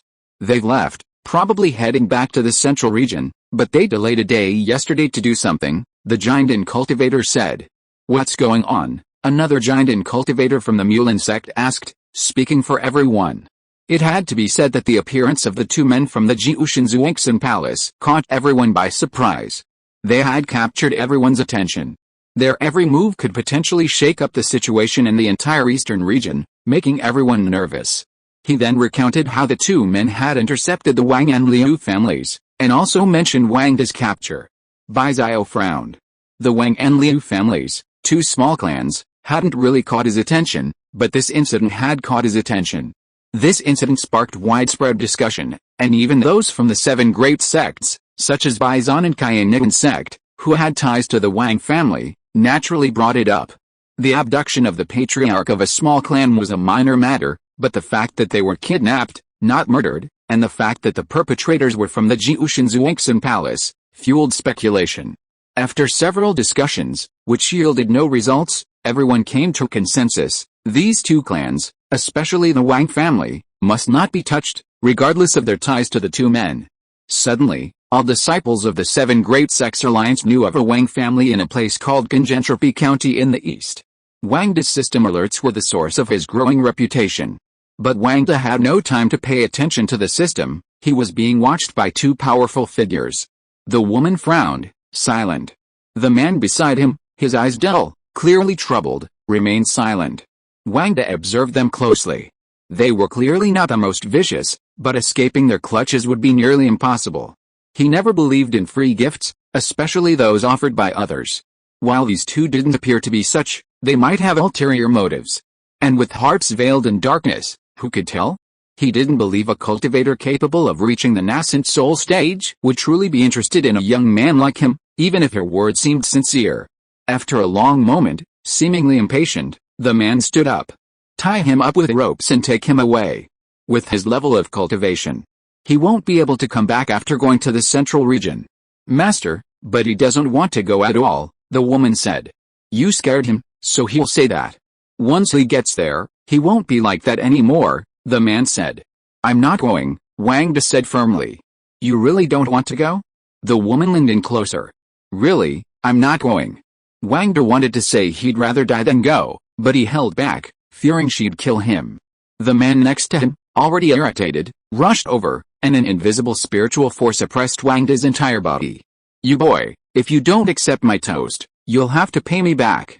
If it weren't for my disciples' interest in you, with your qualifications, you wouldn't even be qualified to work as a handyman at the Nine Heavens' mysterious immortal palace. Wang De broke out in a cold sweat, feeling the fear of his realm's repressive power. Master, the woman called, and the man withdrew his spiritual power. Since you're unwilling and don't want to go east, then go back, the woman said helplessly. She still couldn't understand why anyone wouldn't accept admission to the Nine Heavens' mysterious immortal palace. Thank you, Senior. I'm truly sorry for your kindness. Wang De, upon being released, quickly stood up and prepared to leave. Taking 2 steps at a time, Wang De leaped away, creating distance and soaring outward. Once Wang De disappeared from view, the man spoke again. You already have over 10 men. One less wouldn't make a difference. Master, but I really like this one, the woman said hesitantly. You don't like that one? It's always like that, the man asked. Master, you wouldn't understand. I'm more emotional, the woman said. The man was speechless. He truly had no way to deal with this disciple. It was troublesome enough with just one, and she had over a dozen. The constant bickering was so annoying. He wondered how she could possibly focus on cultivation. They were fighting over a few cultivation resources, becoming more and more feminine than women. Then why did you let him go? The man asked. Master, you don't understand. Sometimes you need to let go because of love. The woman was very affectionate and looked at Wang De leaving in the distance with relief. The man's scalp tingled, and he slapped him and flew directly to the west. Wang De looked back several times and found that the two people did not catch up, so he was relieved. It seems that he was still worrying too much. With the cultivation level of those two people, there was nothing to benefit them at all. Could it be that they really liked him? However, after flying for a while, Wang De found that he was actually a little lost. It seemed that he had never been to this place before. According to the information he knew now, Wang De only knew that he should go east. The two of them were going back to the central part, so they must be taking him west. But this place was obviously no longer in the east. Wang De flew for half a day, and all he saw was a barren land with mountains and fields. Not only was there no spiritual energy, but he had not even seen a single person. The more Wang De flew, the more daunted he felt. The desolate land stretched to a seemingly endless horizon. He encountered only 2 unusual beasts, both of which appeared to be of high rank, and Wang De tried his best to avoid them. However, this seemingly endless flight left Wang De feeling somewhat bewildered. He decided to find a place to stop, only to hear the system's voice chime again. Wang De hadn't yet examined or clicked on the red glow indicating his reputation. He was about to return to the mountain gate to check again, but then the option for the clan leader also lit up red. He clicked it and saw, clan location, Kinjentropy Mountain. Clan leader, Wang Lin. Clan size, level 4. Clan rank, low ranking. Clan members, 60. Clan contribution, 2,764. Clan reputation, 1,782. Clan leader, Wang Lin. Wang De was speechless. Could it be that they had assumed he was dead and re-elected Wang Lin as the new clan leader? These guys are so heartless. It was all in vain that I had gone through so much trouble to escape from those two. Chapter 135 Planning. 1 day ago. At Kinjentropy Mountain, Wang Zimin, Wang Lin, and the other 4 returned to the mountain gate. Ever since their patriarch's disappearance the day before, they had mobilized every available force, including the Zhao family's wives, Liu family relatives, and Liu's own men, to gather information throughout the eastern region. To no avail. Wang Da's messages also received no response. It was Wang Lin, once again, who had heard some news from a fellow cultivator, and following the lead, tracked down an inner disciple of the Mulan sect. After offering him several thousand spirit stones, he finally learned that Wang Da had been abducted by two powerful figures from the Nine Heavens' profound Immortal Palace. Word of this had already spread among the 7 major sects, but as a smaller clan, they were unaware. Upon hearing this, the 4 were deeply devastated. Having fallen into the hands of the Nine Heavens' profound Immortal Palace, even their patriarch, Wang Da, with all his might, would likely not have escaped. Of course, knowing Wang Da was still alive brought some relief, especially to Qin Yi. The news circulating from the 7 major sects was laced with personal gossip. Some said he was gifted, having been noticed by the Jiushinzuangsan Palace and accepted as a disciple. Others said the Wang family, like the Zhou family, had a history with him. Of course, the most common theory was that Wang Da had been favored by the woman from the Jiushinzuangsan Palace and had been taken as a Taoist companion. After all, Liu Zixing and the Zhao family were present that day, and now that they knew Wang Da had been abducted by them, such speculation naturally arose. These were all positive rumors, and Qin Yi naturally felt a little relieved. Since his master had gone to the Jiushinzuangsan Palace, it was an opportunity, a good thing, not a bad thing. But Gentropy Mountain still existed, and the Wang family still existed. Since Wang Da had gone to the Jiushinzuangsan Palace, the Wang family could not remain without a leader for a day. So the 4 of them began to consider the position of clan leader. Wang Da's father and brother were deceased, and he had no children. Looking back, Wang Zimin and Wang Lin were collateral relatives, and Wang Zi was from the mortal world. Qin Yi, on the other hand, wasn't even his surname, Wang. Then, due to the deep conflict between Qin Yi and Wang Zimin, Wang Zi and Wang Lin naturally knew they couldn't let Qin Yi go. Now that Wang Da was gone, if Qin Yi also left, the Wang family would have no hope. Therefore, the other 3 firmly opposed Wang Zimin's idea of becoming clan leader. Wang Lin, being a rather lazy person, naturally shied away from the heavy responsibility. Wang Zi currently held the highest cultivation level, but she was from the mortal world and a woman. Thus, the search for a clan leader became a matter of appointing one, and the 4 couldn't agree on who to appoint. After a fruitless debate for half a day, they put it aside for the time being. Wang Zimin was busy with matters in the mountains. Qin Yi, in turn, was busy making inquiries. Although he knew his master had been abducted by the Jiushinzuangsan Palace, he didn't know whether he was alive or dead. If he was dead, he should have recovered his body. If he was alive, even if he did become a disciple of the Jiushinzuangsan Palace, he should have sent a message to him. Wang Lin, who had more information, was also dragged along by Qin Yi. Wang Zi, accompanied by Wang Zimin, was responsible for managing various areas in the mountains. Night fell. A townhouse nestled in the middle of the mountain. It's been a busy day. Everyone, go to sleep if you want to. If you want to practice, go to the training room, Wang Ye scolded the 20 or so 7-year-olds below. Now 9 years old, Wang Ye had considerable experience managing these children, acting like a little adult herself. These 7-year-olds had all gone up the mountain last year and were well versed in the many rules and regulations, so naturally, they didn't have much to do. Inside the house, Brother Liaoru, have you heard? The old clan leader has been captured, and now the 4 masters up there are arguing fiercely over who will be the new clan leader, a little boy said to a nearby child who was packing up to go to the training room. I knew it all along. This kind of thing isn't something we can get involved in, Wang Liaoru said. But you said the clan leader's participation in the battle was a good thing, but now that he's gone, isn't that a bad thing? It seems you were wrong, the child said. This battle will benefit the clan, but the clan leader's disappearance is truly unexpected, Wang Liaoru said, then stopped. He looked at the moonlight again and said, in my opinion, the clan leader is definitely not dead. He will definitely come back. You guessed wrong.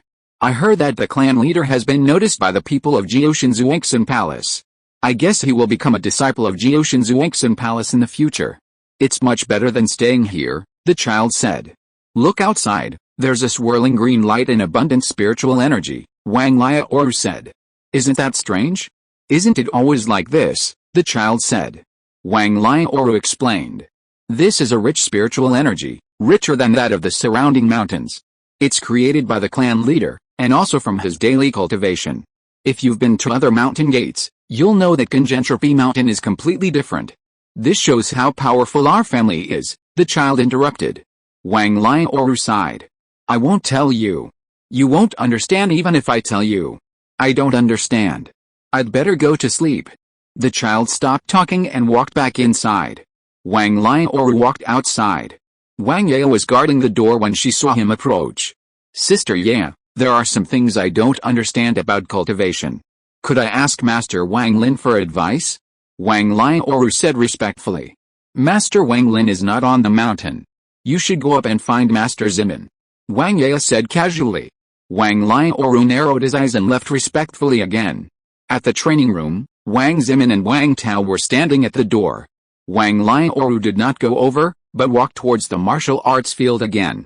Wang Zimin naturally did not know that the boy was planning something big. At the martial arts field, Wang Liaoru looked around and walked towards a place where 4 people were. Hello, brothers and sisters. Junior brother Liaoru. A little boy obviously knew Wang Liaoru and came over to say hello. Wang Liaoru then started chatting with the 5 people under the pretext of learning and observing. These 4 people were naturally the 4 people who had entered the mountain with Wang Ye and Wang Xiaozhen, and were also his brothers and sisters. Now, aside from the 4 masters, they were the only ones whose words still counted in the mountains. They were only a year older than him, with Wang Ye and Wang Tao 2 years younger. Before they knew it, their conversation had turned to the abduction of the old clan leader, Wang Da. Naturally, the 4 of them were interested. Do you know who the higher-ups are going to appoint as the new clan leader? Wang Liaoru asked. They originally wanted Master Zimin, but the other 3 masters disagreed, so the matter was shelved, one of the 4 said. He was Wang Zimin's disciple. Now that they were arguing endlessly, should we make some plans for ourselves? Wang Liaoru said bluntly. How? Another asked. As everyone knows, Master Zimin is too strict. If he became clan leader, our lives would. Wang Liaoru stopped short, leaving room for imagination. No, said Wang Zimin's disciple first. If Master became clan leader, I'm afraid we'd really be reduced to hard labor. That would be truly. He didn't dare continue, having spoken of Master, and looked around again. So, we're considered members of the Wang family, so we should have a say in such a major matter, Wang Liaoru said. How? Someone asked. Tomorrow morning, let's all go and petition together. Even if they don't accept our proposal, the law doesn't hold everyone responsible, Wang Liaoru said. Then who should we choose as clan leader? Someone asked. Everyone, think about it. Who would be best for me as clan leader? Wang Liaoru asked. Someone pondered for a moment, then muttered to themselves. Master Qin, if she's not surnamed Wang, she definitely won't work. Master Wangzi is easy to talk to and kind, so she might be a good choice. Master Wangzi is good, but she's Master Zimin's senior sister. She has no opinions of her own and always defers to Master Zimin. Her being clan leader is no different from Zimin being clan leader, Wang Liaoru said. That leaves Master Wang Lin, someone said. Yes, Master Wang Lin isn't afraid of Master Zimin, and he's naturally lazy. If he were clan leader, he wouldn't have so much work to do. Wang Liaoru tried to persuade them. Yes, Master Wang Lin is not only easy to talk to, but also likes to joke with us and is not arrogant, said another person. If you are listening to this novel on a channel other than Fanfic World, it means it was downloaded and re-uploaded without effort. We warmly invite you to visit our channel, Fanfic World. There you will find the original version of this story and many other novels of various genres. We look forward to seeing you dive into a world of incredible novels. Chapter 136 The Yellow Robe. After some discussion, everyone agreed and, under Wang Liaoru's leadership, set out again. Early the next morning, Wang Zimin had just emerged from the training room when he saw all the disciples from the martial arts arena already assembled. Wang Zi also emerged. Wang Tao whispered in the crowd, "Why are you here at this hour? Aren't you waiting for Master Wang Lin's return?" "They'll be here soon," Wang Liaoru said. 2 figures flew over from the horizon. Wang Tao's eyes widened in surprise. "How did you know they'd return at this hour?" "I guessed," Wang Liaoru casually remarked. The two figures had already entered the mountain. Seeing so many disciples gathered, Wang Lin and the others were somewhat baffled. "Brother Zimin, what happened?" Wang Lin asked Wang Zimin as he entered the mountain. "I don't know," Wang Zimin said. He then walked directly toward Wang Tao. "What's going on?" Feeling a little guilty, Wang Tao dared not look directly at Wang Zimin. He turned and looked at the other four, but they all kept their heads down, not daring to step forward. Only Wang Liaoru stepped forward. "Master Zimin, we're here to volunteer. We hope the other masters will nominate Wang Lin as the head of the Wang clan." Upon hearing this, Wang Zimin flew into a rage. "Why are you meddling in such matters? Get back to work." With these words, the other disciples were terrified of Wang Zimin's authority. Some were ready to run, but seeing no one else move, they didn't dare to do anything either. Seeing they were about to stir, Wang Liaoru immediately spoke again, but it wasn't just a simple word, it was accompanied by sobs. "Master Zimin is too harsh. We want Master Wang Lin to be the head." "Wow! Wow! Wow!" Wang Liaoru's sobs echoed, and the younger disciples, feeling the same pain, burst into tears. "We want Master Wang Lin. We don't want Master Zimin to be the head. No." Wang Zimin was instantly overwhelmed. Wang Liaoru had been so serious just now that he'd forgotten they were just children. Wang Zi couldn't stand this, and hurried to comfort them one by one. But once these emotions connected, Wang Zi couldn't control them alone. Wang Zimin was stunned. He'd dedicated himself to them, but they were too young to understand the reasoning. It was the timid Wang Lin, on the other hand, who had such a strong following. Okay, I agree. Wang Zi, normally a man without a strong opinion, was provoked by the children and began to speak repeatedly, dealing with them. Qin Yu wasn't stupid. With his master missing and having gained nothing useful from his recent trip, he naturally wouldn't leave and abandon the Wang family.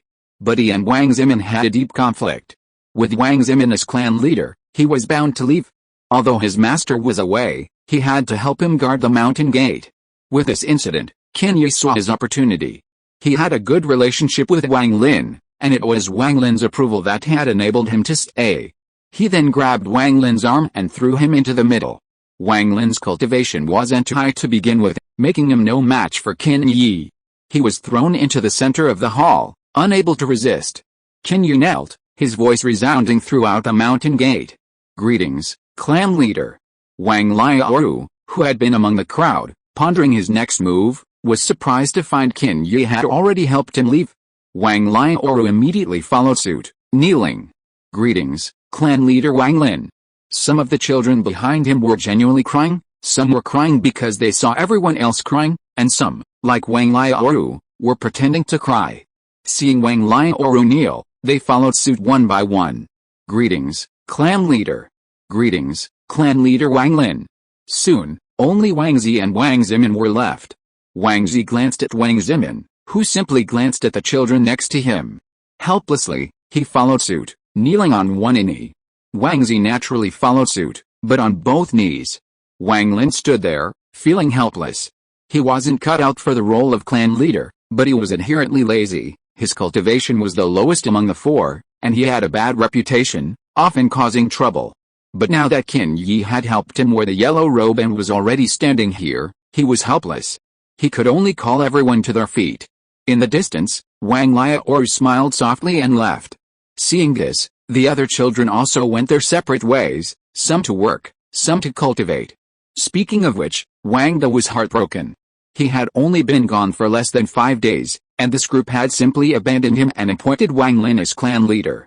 If it weren't for the system, Wang Da would have regretted not following the nascent soul monster to the central region. Most importantly, this place was too desolate, and high-level beasts were common. He not only had to avoid them, but also had to determine his direction as best he could, striving to fly eastward. His sound transmission talismans had run out in the south, leaving him no way to contact them now. Moreover, this place was too far east, so even if he had them, they probably wouldn't be able to reach them. Fortunately, he flew during the day and recharged his spiritual energy at night, so his general direction seemed correct. After 2 days of flight, at noon on the third day, Wang Da finally sighted an open landscape. From a distance, he saw a small village surrounded by a few farmlands, resembling the mortal realm. However, He had been swarming with strange beasts along the way, and the sudden appearance of such a village made Wang somewhat suspicious. However, based on his cultivation, he knew it must be a mortal village. Although Wang wanted to ask for directions, his life seemed more important. He bypassed a village and continued flying. The forest ahead was scattered, not dense, and the surrounding area was vast. Villages appeared one after another. Wang could even see villagers busying around in midair. It looked like this was indeed a mortal place. However, the forests beyond this point were filled with strange beasts, and he wondered how they survived there. Wang observed for a while, then found a village in the middle and landed. In the fields, two elderly farmers were chatting. Seeing Wang descending on his sword from afar, their faces showed nervousness. Master Immortal. The two men's courtesy was familiar. It seemed there were cultivators here, too. Wang had previously learned that the entire Yizhao region was a place where immortals and mortals coexisted and knew each other well. Let me ask, where is this? How far is it from the east? Wang asked.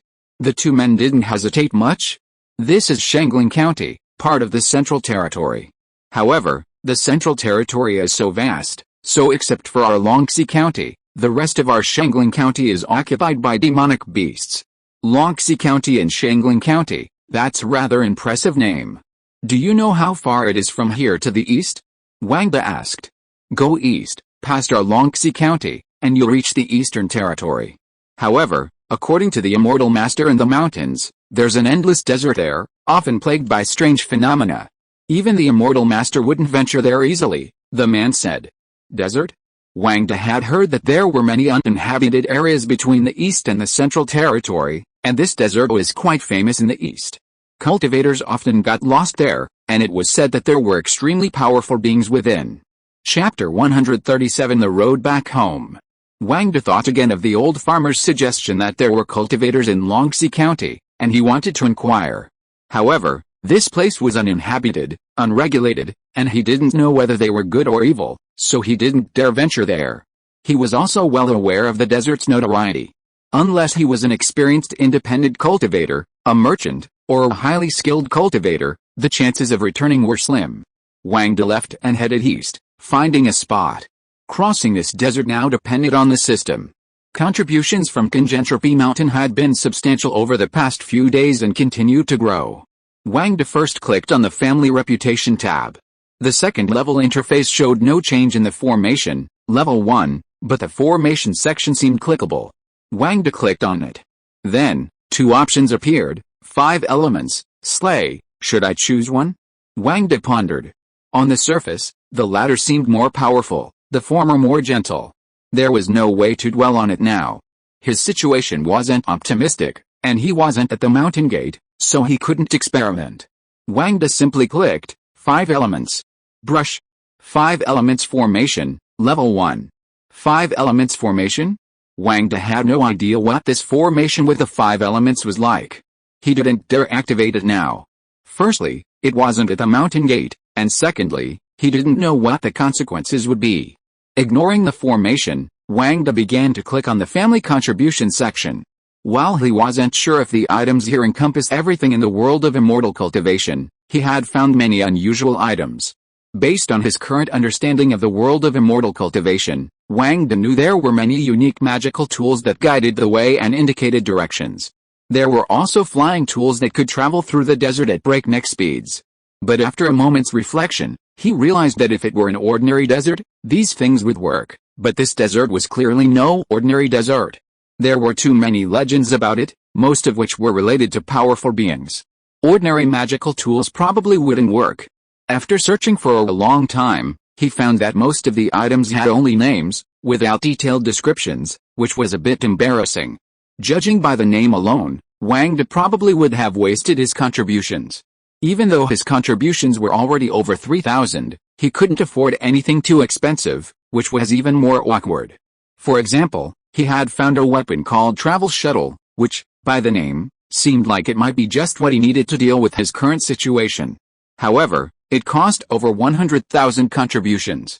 Wang had no choice but to spend only 600 contributions on a magical weapon called Distance. He spent nearly 700 more on 10 high-level explosion talismans, powerful enough to handle any emergency. If it weren't for the situation, Wang wouldn't have wanted to waste his contributions. He used the remaining contributions to trade for a meteorite flying sword worth nearly 1,000. He had less than 1,000 left for emergencies. With his contributions increasing daily, he had nothing to worry about. With all his preparations complete, Wang set out. Heading east, before leaving Longxi County, he spotted a mountain gate brimming with spiritual energy. It looked like the cultivators who governed Longxi County. Wang didn't plan to visit, so he simply took a detour. After flying for over a day, they finally saw the junction, a boundless expanse of desert beyond. The scorching air hit them. Zooming out, they circled another spot at the junction, some distance from where Wang was. A 6-year-old child rode a massive bird, approximately 2 meters long and 1.5 meters tall. In his hand was the rarest flying sword, the water-breaking sword. Its blade, rippled with water, exuded a chilling chill. Even in the hands of such a child, its power was terrifying enough. On his fingers were 7 or 8 stored rings of various colors. On his shoulder, a blood-red lizard, now speaking human language, clung to his shoulder. "Boss, we're out of the desert just ahead. Further on is the central region." "Okay, let's head for the central region." The child, full of energy, pointed with the water-breaking sword, and the giant bird beneath him, with a clatter of hooves, soared forward. This child was none other than Wang Zhou, expelled from the Wang family. Ever since entering the desert, his luck didn't diminish. Disoriented, he had no food or water, and without any fasting pills, he couldn't avoid food at the first level of key training. He happened to encounter a fight between 3 lizards and 2 giant pythons. Though Wang Zhou's cultivation wasn't high, he was daring. Seeing the tiny lizards lacking meat, he decided to attack the pythons. But while he was bold, he wasn't foolhardy. He hid for a long time, only to see both sides exhausted before launching a single attack. The pythons were second-level beasts. A sneak attack from a first-level key training cultivator was a testament to Wang Zhou's courage. Without such courage, he wouldn't have dared to leave Qing Entropy secretly. Despite his initial failure, Wang Zhou remained undaunted. He wasn't foolhardy, just immature. He reacted quickly and dodged the python's attack. The 3 lizards, already weakened, saw the human cultivators helping them and seized the opportunity, charging desperately. Ultimately, both the pythons and the 2 lizards were dead, leaving only Wang Zhou alone. Seeing the lizard's serious injuries and considering he was a child, Wang Zhou felt pity and ate some of the python's flesh himself. Knowing that exotic beast meat was too potent, he didn't dare eat too much. He also gave the lizard several spiritual herbs. The lizard, grateful that Wang Zhou, despite his injuries, hadn't attacked him despite his childish appearance, followed him everywhere. Thanks to the lizard's long experience in the desert, and Wang Zhou's luck, he not only snatched the renowned, water-breaking sword, but also scooped up a wealth of property left behind by previous cultivators. He also recruited subordinates from various locations. The child's character was remarkably open and honest with these exotic beasts. Not to mention the power and energy of the water-breaking sword, the lizard alone was a 2nd-tier power, and the giant bird beneath his feet was a 4th-tier power. A closer look revealed 2 giant beasts scurrying below, following the bird above. Wang Zhou left the desert, headed west, and later wreaked havoc in Longxi County. Let's not talk about that for now, but rather about another part of the border. Wang's situation seemed rather bleak by comparison. A meteorite iron sword would probably be a struggle to cut down even a 3rd-tier beast, let alone a 4th-tier beast. He walked cautiously into the desert. This desert was truly bizarre. Not to mention the various beasts, Wang didn't want to provoke them, so he kept a distance. And as for his spiritual energy, the desert seemed too scorching. Even if he unleashed his 7th-level key training spiritual energy, it was significantly suppressed, unable to unleash its full potential. Furthermore, the spiritual energy here was so intense that even for maintaining his daily spiritual energy consumption, it absorbed very slowly. Meanwhile, the beasts had adapted very well. Fortunately, the magic weapon he had exchanged for was still somewhat useful. It was called the Destined magical artifact, a small flying magic weapon capable of establishing a connection with its user. It could detect situations at very long distances, and of course, it could also be used to determine a general direction. Furthermore, the magic weapon itself was compact and extremely fast, allowing it to quickly detect almost any target within its immediate vicinity. Even so, Wang had strayed slightly. He didn't know how much, but he knew he had flown for 3 days without leaving the desert. After 3 days of flying at full speed, most of the eastern region could be reached. This desert was obviously not even half as large as the eastern region, but Wang did not leave, clearly having lost his way. The sun seemed unfixed, drifting here and there. The surrounding environment was remarkably similar. The wind and sand filled the sky, leaving no trace. The surrounding beasts did not actively attack him, but instead avoided him. Chapter 138, One Enemy, One Friend. Wang wielded a meteorite iron sword, both hands gripping the hilt. He focused his spiritual energy and gazed forward. An unknown, ox-shaped beast was sizing him up. Wang had been searching the desert for a path when, for unknown reasons, it had spotted him. After a brief encounter, Wang turned and ran, only to be overwhelmed by the beast's speed, stopping him in 2 moments. Wang had no choice but to confront the beast. If it made a move, he would instantly unleash a high-level explosive talisman. However, the beast stared at him intently, its eyes gleaming with a hint of anger, yet also with confusion. Wang believed he hadn't offended the beast, and wondered why it had such an expression. Judging from the previous exchange, the beast's speed and spiritual energy fluctuations showed it was clearly above the 3rd level. If it were 3rd level, it would be comparable to Wang's current cultivation level. If Wang fought with all his might, he might still have a chance of defeating it. However, the beast didn't attack, so it couldn't be determined to be a 3rd level beast at this point. If it were 4th level, possessing innate magic, Wang would have no choice but to flee. And there was no guarantee of escape, as each beast possessed unique innate magical abilities. Same aura, what's your relationship with that child? The beast asked, speaking in human language. Wang's thoughts drifted far away, unable to determine who the child was. But right now, he wasn't concerned with who the child was, but rather whether the bull beast was good or evil towards him. Seeing Wang remain silent, the bull beast muttered, "Sure enough, we're together." With that, it leaped up with a thud. A heavy bull hoof struck at him at breakneck speed. Wang reacted quickly, throwing a high-level explosive talisman. Then, leaping back, he stepped back. The bull beast was incredibly fast, but the high-level explosive talisman wasn't something it could dodge, exploding directly at the hoof. With a bang, the bull beast sustained only a few scratches on its skin. Wang knew the power of an explosion, and he already had a good idea of its strength. This wasn't a 3rd-tier beast, but a 4th-tier one. Things were getting tricky. 4th-tier beasts all possessed innate magical abilities. Escape. This was Wang's only thought. In a split second, the beast had already reacted, sprinting after him at breakneck speed. Knowing he couldn't outrun it, Wang threw another explosive talisman. Seizing the opportunity, he bolted for his life. The bull beast, though not afraid of the explosive talismans, didn't want to confront them head-on, so it dodged them at breakneck speed. With a single blow, the distance between them widened considerably. Wang no longer cared about the value of the explosive talismans, nor the direction. He simply wanted to shake them off. Between them, he'd already flown an unfathomable distance. He'd already thrown 7 explosive talismans. At this rate, it was likely he'd be exhausted. As he pondered a strategy, a massive bird-like demon beast charged from the front. Wang suddenly felt overwhelmed. He couldn't handle one, and it seemed to harbor hatred for him. With 2 of them together, he was even more overwhelmed. As they drew closer, Wang was about to unleash an explosive talisman, but the giant bird didn't attack him. Instead, it launched a wave of sound, hurtling straight at the ox beast. Was it here to help him? Wang wondered, but he couldn't care less at this moment. He flung the explosive talisman at the ox beast. The ox beast had already expended considerable effort defending itself against the explosive talismans, and now, facing the combined attack of man and beast, it could only hold out for a moment before it knew it was no match.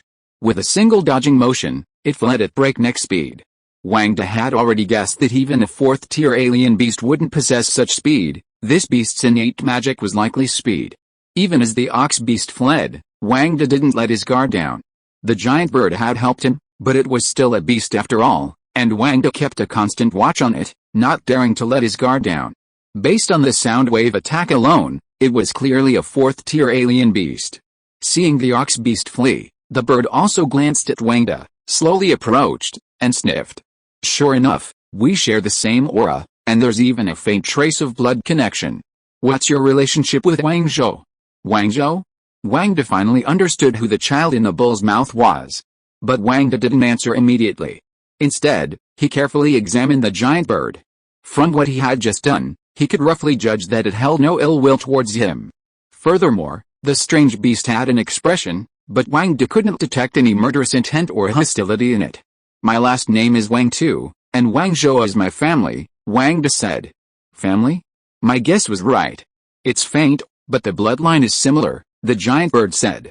Seeing a glimmer of admiration and yearning in the giant bird's eyes, Wang De's imagination raced. Since you're Wang Zhou's family, tell me if you have any problems, the giant bird said. I want to go east. Can you tell me the direction? Wang De asked. You want to go east? I can take you there, the giant bird said. Wang De was delighted. Thank you very much, senior. The giant bird spread its wings, and Wang De leaped onto it. With a swoop of its wings, it soared upwards. The giant bird had lived in this desert since childhood, so it naturally knew the way, so it flew straight ahead. Wang De, convinced the bird was trustworthy, thought of Wang Zhou again. He opened the system and retrieved Wang Zhou's information. He discovered he had already reached the second level of key training. What a remarkable speed. It had only been about a month since he escaped Qing'an, and not only had spiritual energy entered his body, but he had also broken through to the second level. The giant bird seemed to admire him with admiration. Could it be that he had truly missed out on such a talent? Can I ask what Wang Zhou experienced here? Wang De asked. He saved us, the bird said succinctly. He saved you? He was only at the second level of key training, how could he have saved you? Wang De asked. No, at that time, he was only at the first level. He broke through after entering Huangpo ruins, the bird said. Huangpo ruins? Wang De asked. Yes, it's a very mysterious place in this area. Almost nothing, whether human or animal, that enters it ever comes out alive. The bird's words were filled with admiration. Back then, when I first met him, it was my son who brought him here. His sincerity made us friends, and there was a lizard beside him that obeyed his orders. Our tribe, the pale sparrow, and the rock eagles have been enemies in this area since ancient times. But he helped us drive the rock eagles away, and he will never return, so we can sleep peacefully from now on. How did he do it? Wang De asked curiously. At this moment, the giant bird actually smiled. It's funny, we've been fighting them for thousands of years, and we didn't realize their eyesight was so poor. In that battle, we covered our bodies with yellow sand, successfully hiding, and defeated them. Chapter 139 Huangpo Ruins. The giant bird grew increasingly excited as it spoke, and Wang De felt a pang of emotion. Wang Zhou was so brilliant, he truly regretted having driven him away. In the world of immortal cultivation, cultivation is paramount, but so is wisdom, and of course, luck. The giant bird continued its conversation, recounting Wang Zhou's solo adventure into Huangpo ruins, where it even pulled out a flying sword inscribed with the words "Sever Water." So where is he now? Wang De's regret grew deeper and deeper. He took my son to the central region, the giant bird said. Your son? Wang De asked. Yes, there was something different about my son from birth. He's been slow to cultivate since childhood, and even after a long time, he still hasn't broken through to the third level. He's remained stuck at the second level, a laughingstock within the clan, the bird said. Wang De naturally knew that exotic beasts, unlike humans, could cultivate rapidly due to their bloodline constraints, but there were also limitations.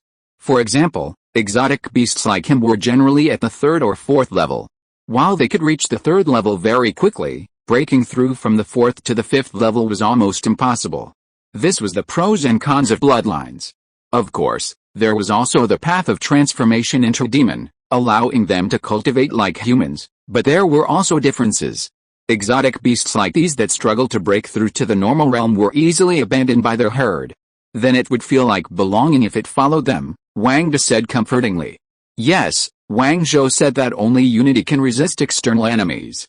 Don't give up, don't abandon anyone, even those with less talent. How do you know it won't ascend to become a phoenix one day? The giant bird said. Wang De felt a mixture of emotions upon hearing this. He must have harbored resentment when he said that. Yes, I could tell he was holding quite a bit of resentment when he said that, the giant bird said. How long have they been gone? Can I go find them? Wang De asked. I sent them there, And it's been over 5 days now. They've probably reached the central region, the giant bird said. Wang sighed. His realm wasn't high to begin with, and having finally returned from the central region, he naturally wouldn't put himself in danger again. A moment's silence followed, and then a gust of wind howled in. Be careful, it's a storm. Huangpo ruins has been unstable since last time. I think something's happened again, the giant bird warned. Wang grabbed hold. Unexpectedly, the storm was too violent. A cloud of sand formed a roll, enveloping the man and the bird, blowing them away. The giant bird struggled to maintain its composure, but was unable to escape. Wang pulled out his magic weapon, distance, and threw it forward. He surveyed the area and discovered that the storm seemed to have a mind. It only enclosed them, everything else remained normal. Damn it, Wang Zhou had taken advantage of the situation, and hadn't angered the powerful within Huangpo ruins. Could this retribution be upon him? When good things don't work, bad things do. A vast yellow sand slope appeared before them, and directly ahead, a massive dragon gate. Oh no! This storm is going to drag us into the Huangpo ruins, the giant bird finally realized. Wang was helpless. Even this fourth-level beast couldn't withstand the storm, let alone himself. Leaping up, Wang flew forward on his sword. It's probably coming for me. Try your best to fly out. The giant bird actually shed tears of emotion at these words. He had been cultivating here for decades, not to mention killing, and had devoured countless others. He hadn't expected to be saved by a human yet today. Could it be that this Wang-speaking human was all about selflessness? Wang didn't think much of it, he simply wanted to verify whether the storm was directed at him. But seeing the giant bird fly away with ease, his suspicions were confirmed. The storm was indeed directed at him. It seemed like it was truly connected to Wang Zhou. Wang was helpless now, and could only hope that the retribution wouldn't be too severe. According to the giant bird, Wang Zhou had only taken a flying sword from the cave. He wouldn't die for it, would he? Probably not. But he didn't know the true value of the water-breaking sword. Wang was a little skeptical, but there was nothing he could do at this point. With his cultivation level, it was clearly impossible to escape. Yellow sand filled the sky, engulfing him, almost completely covering him. Wang had thought he would enter through the dragon gate, but unexpectedly, it was absorbing the surrounding sands from above, slowly devouring him. The scorching heat, like the sand on fire, made it difficult for even a 7th-level key training cultivator to breathe. Even so, Wang didn't dare to be careless. He surveyed his surroundings. It was completely empty, like the inside of a giant egg. The sand began to flow, and the burning sensation paralyzed Wang's spiritual power.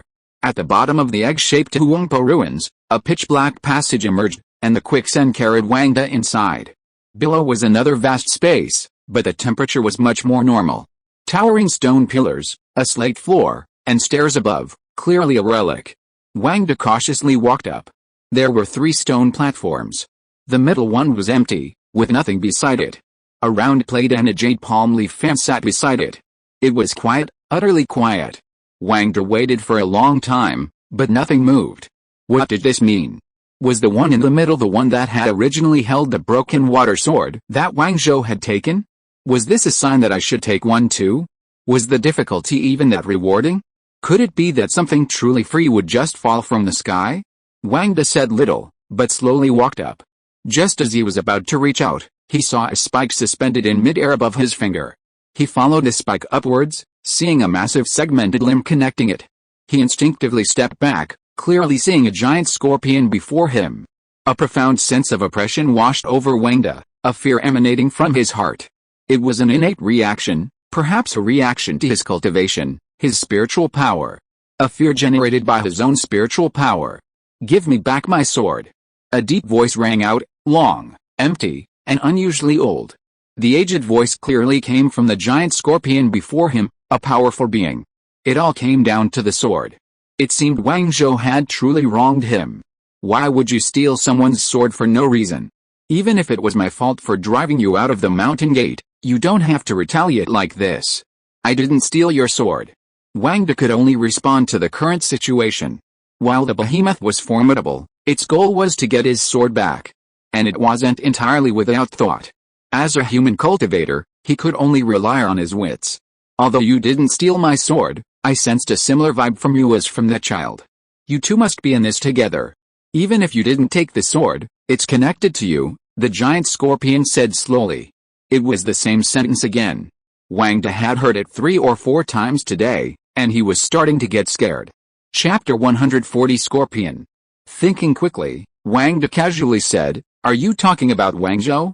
"Yes, that's his name, that damned kid," the giant scorpion said. "Yes, I know him, but I didn't know he stole your sword. Don't worry, when I get out and see him, I'll definitely teach him a lesson and make him return the sword," Wang said vividly. "You think you can trick me with such a little trick? If you really leave, do you think I'll believe you'll come back?" the giant scorpion asked. "If you don't believe me, then there's nothing I can do. Even if you kill me, your sword won't come back, right?" Wang asked back. The giant scorpion seemed to hear some truth in his words. "Then how can you guarantee that you'll come back after you get out? Since you don't believe me, then I'll leave my sword here as collateral. When I get back yours, I'll redeem this one. How about that?" Wang asked, shaking the meteorite iron sword in his hand. "I despise your broken sword. If I'm going to suppress it, I'll use this one of yours," the scorpion said, tightening Wang's entire body with a force. The stored ring on his hand, originally connected to Wang's spiritual power, suddenly lost contact for a moment. Then Wang saw something dark float out of his stored ring. It was the magic weapon Zisuo had given him, the 10,000 caves. This scorpion was truly powerful. It could even detect his storage ring, and it had found this thing. Perhaps this magic weapon was the most valuable on his body. This is a natal magic weapon refined by the demon race. Although it's only from the foundation establishment stage, it's still quite good. Keep this thing here. When you retrieve my sword, I'll return it to you, the scorpion said. Wang remained expressionless, but his heart was filled with shock. This magic weapon had been lying in his storage ring for a long time, and he had used it several times. He knew its power, but he hadn't expected it. It turned out to be a natal magic weapon, and one belonging to the demon clan. That Zissou was a demon didn't surprise Wang too much. From his previous interactions with Wang Zuzi and Zissou, he knew they had been expelled from the clan years ago and had been wanting to leave, saying they would leave once peace was achieved. Wang could guess a little. He knew about this demon clan's natal magic weapon. For the demon clan, it was as precious as the elixirs of exotic beasts. Her gift of it to him showed she truly recognized the clan's status. He didn't have time to dwell on it. Wang didn't want to lose this magic weapon. After all, it was a gift from someone else, and it was a life-saving trump card. While sacrificing it for his own life was a good deal, Wang still felt a bit reluctant to lose it. "You took my magic weapon? I'm afraid Wang Zhou won't hand over the sword. I wouldn't be able to defeat him, and how can I help you retrieve the sword?" Wang asked. "You're a key refining level 7 cultivator, can't you defeat a key refining level 2 cultivator?" Scorpion asked. "I can beat him, but he has helpers, and they're exotic beasts, some 3rd and 4th level. I'm no match for him," Wang said. Through this simple exchange, Wang knew this guy couldn't leave here, otherwise he would have gone out to look for him long ago. Since he couldn't leave here, he probably didn't have many contacts. Wang made up this simple logical loophole everywhere, but he didn't react. It seemed that Wang knew how Wang Zhou took the sword from here. This. Scorpion hesitated. "How about this? Lend me a magic weapon and let me deal with him?" Wang said, adding fuel to the fire. "No, I'm responsible for protecting these 3 magic weapons. I've already lost one, and I can't lose another one," Scorpion said. "Is this magic weapon very powerful?" Wang asked. "Of course. These were forged from celestial rocks thousands of years ago. Each one is capable of destroying heaven and earth." Scorpion's face lit up with joy as he spoke of the magic weapon. "In that case, I'm even more helpless. If Wang Zhou takes your sword, I'm afraid I won't be able to defeat him," Wang said. "Well." Scorpion hesitated, then seemed to make up his mind. "Okay, I'll lend you one, but you have to promise to bring both back when the time comes," Scorpion said. "Of course. After all, you still have my magic weapon," Wang said. Scorpion gestured reluctantly to the 2 remaining magic weapons on the table next to him. "Pick one yourself." "I want you to pick one?" Wang asked. "Yes, pick one quickly," Scorpion said. Another expression of hesitation, his voice filled with eagerness and excitement. Wang sensed something was amiss. But at this point, he had no other choice but to take the palm leaf fan. It was heavy, very heavy. No matter how hard Wang tried, he couldn't move it. You have to drip a drop of blood, acknowledging the master with that blood. You know, that's it. The scorpion tried hard to hide its excitement. Wang didn't dare to be careless. The situation was different now. He had figured it out. This guy had been playing dumb, pretending to be a strange beast that had never seen the world. He should have thought of it earlier. How could such a powerful being be deceived by him? There was definitely something wrong with these three magic weapons. Seeing Wang hesitate, the scorpion's emotions were about to explode. Hurry up, drip blood to acknowledge the master, and the magic weapon is yours. Didn't you say you would lend it to me? Wang asked, holding the meteorite flying sword. Not lending it to me, I'm giving it to you. Take it. The scorpion's eyes widened, trying to restrain himself. Wang dodged and jumped directly onto the three platforms. Although it was hiding its emotions, Wang already knew that this matter was not that simple. And the key must be these two magic weapons. Ah! The scorpion was already frantic. You were about to succeed, why didn't you take it? Bang! The massive spike flew directly towards Wang. Trying to remain calm, Wang dodged behind a palm leaf fan. With a crackling sound, the fan emitted a dazzling curtain of light, striking the scorpion's stinger directly. The entire curtain of light was injected into the scorpion's body. The sound of the explosion echoed throughout the underground temple, and the scorpion dissipated into endless yellow sand. No! The scorpion's cry echoed in all directions. As its body exploded, Wang sighed and didn't notice the white smoke emanating from its exploded form. It merged with a nearby yellow sand and dissipated. Chapter 141 Wrong Choice. Wang was stunned. Was he going to die just like that? It seemed his guess wasn't entirely correct. What kind of place was this? Wang picked up the magical treasure, Wangku, dusted it off, and stored it in his stored ring. He was now filled with fear for the two magical treasures, and all he wanted was to leave. He couldn't fathom what kind of place this was. Perhaps only a 6-year-old like Wang Zhou could fathom it. Descending the lower stairs, a passage opened up ahead, and the burning sensation returned. Wang slowly walked into the passage, looking back with each step. He knew that if he had taken the magical treasure, it wouldn't have been the scorpion that died, but himself. Of course, it was also possible that he had taken the magical treasure and made it his own. But judging by the scorpion's actions, this would clearly benefit it.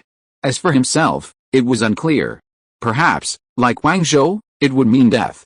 Wang wasn't one to gamble, so even now, he had no thoughts about the remaining two magical treasures. Inside the palace, Wang had just left the passage and reached the upper eggshell. Below, in the space beneath the scorpion's recent death, a flying sword emerged from the center platform. Two small characters, engraved on it, read, slashing gold. Next challenger, please, a faint voice emanated from the three magical instruments. In the center of the palace, a spire slowly emerged. Layer by layer, 12 stories appeared. A towering tower. A ray of light shone from the third floor, and a faint light flickered before slowly flying out. It transformed into a gigantic half-dragon, half-turtle beast. No, I don't want to challenge you. Let me go back and continue to be imprisoned. I don't want to challenge you. I don't want to challenge you. But no matter how he pleaded or spoke, he couldn't stop the 12-story tower from slowly descending. Succeed the challenge, and you'll be free, the three magical instruments uttered again. No, no, I don't want to die. No. Wang happily left the passage and reached the egg-shaped area outside, awash in yellow sand. The heat was too intense, and Wang wanted nothing more than to escape. He looked around, but couldn't find a single opening. Breaking through the sand seemed impossible. Was he supposed to leave through the main gate? He used his magic to attack the surrounding sand, but it was useless. The main gate seemed immovable, too. Was he trapped here forever? Wang felt helpless. The sand was also scorching, and he was becoming increasingly uncomfortable. Hey! What's that? Wang watched the scorching air ahead of him drift, and a strange white aura lingered in the air. He jumped back, following the white aura, and the shadowy figure of a large scorpion suddenly came into view. Is this the scorpion that just died? Wang said instinctively. Yes, I am the scorpion that just died. This is my spirit state. Wang hadn't expected the shadowy figure to actually speak. Spirit state? What level of cultivation do you have to have a spirit state? Wangda asked. I'm a 9th rank spirit beast, so I naturally have a primordial spirit. Spirit beast? Wangda asked subconsciously. Wangda had only heard from the Liu family about exotic beasts. There are 10 ranks, with spirit beasts above the 10th. However, there were very few spirit beasts in the entire eastern region, so Wangda wasn't familiar with the realms of spirit beasts. I'm an exotic beast. So the realms I'm classified into are naturally different from those of you humans and demons, the shadow said. Wangda was about to ask more, but his body felt increasingly painful. Alright, stop asking so many questions. If you keep going, you'll probably die, and I'll truly suffer eternal torture. The shadow stopped him. Wangda sat cross-legged, trying to regulate his breathing, trying not to let the burning aura penetrate his body. You won the previous challenge, so I'm left with this primordial spirit state. This time, it's entirely up to you, the shadow said. Challenge? Wangda asked, his hands moving constantly, regulating his breathing. Yes, if you had just taken the magic weapon with your blood, you would have died, and I would have succeeded, the shadow said. Wangda felt a wave of fear. As expected, there's no such thing as a free lunch. Even after you die, I'm afraid I'll be beheaded if I try to retrieve those magic weapons. Yes, most people who come here die from greed, endless greed, the shadow said. Wangda didn't say anything, but motioned for him to continue. The shadow paused. The next challenge is also simple. Kill me, and you can leave and destroy my soul. Kill you? How? Wangda asked. This is the shadow of my soul. My soul is right in the center of the shadow. If you fly over, you'll see it, the shadow said. Wangda followed the white shadow and, as expected, saw a small scorpion in the center, surrounded by a circular, pure white aura. Intertwined with the white shadow, it was difficult to spot. Wangda grasped his flying sword, invigorated by spiritual power. He stood up, leaped, and brought down his sword, sending wisps of white smoke wafting out. I'm finally free, the shadow's voice rang out, then turned to look at Wangda. But you made the wrong choice. Wrong choice? You lied to me, I can get out? Wangda demanded. Yes, you helped me escape, but you'll never be free yourself, ha ha ha, the shadowy voice echoed. The shadow slowly dissipated. Wangda wanted to ask again, but found its laughter had ceased. It was truly dead, a vast, empty eggshell, with yellow sand outside. Did I make the wrong choice? Shouldn't I have killed it? The key is, there's nothing here except yellow sand and scorching air. How else can I get out without killing myself? If it were Wang Zhou, what would he have chosen? Wangda hadn't had much contact with him, so he didn't know.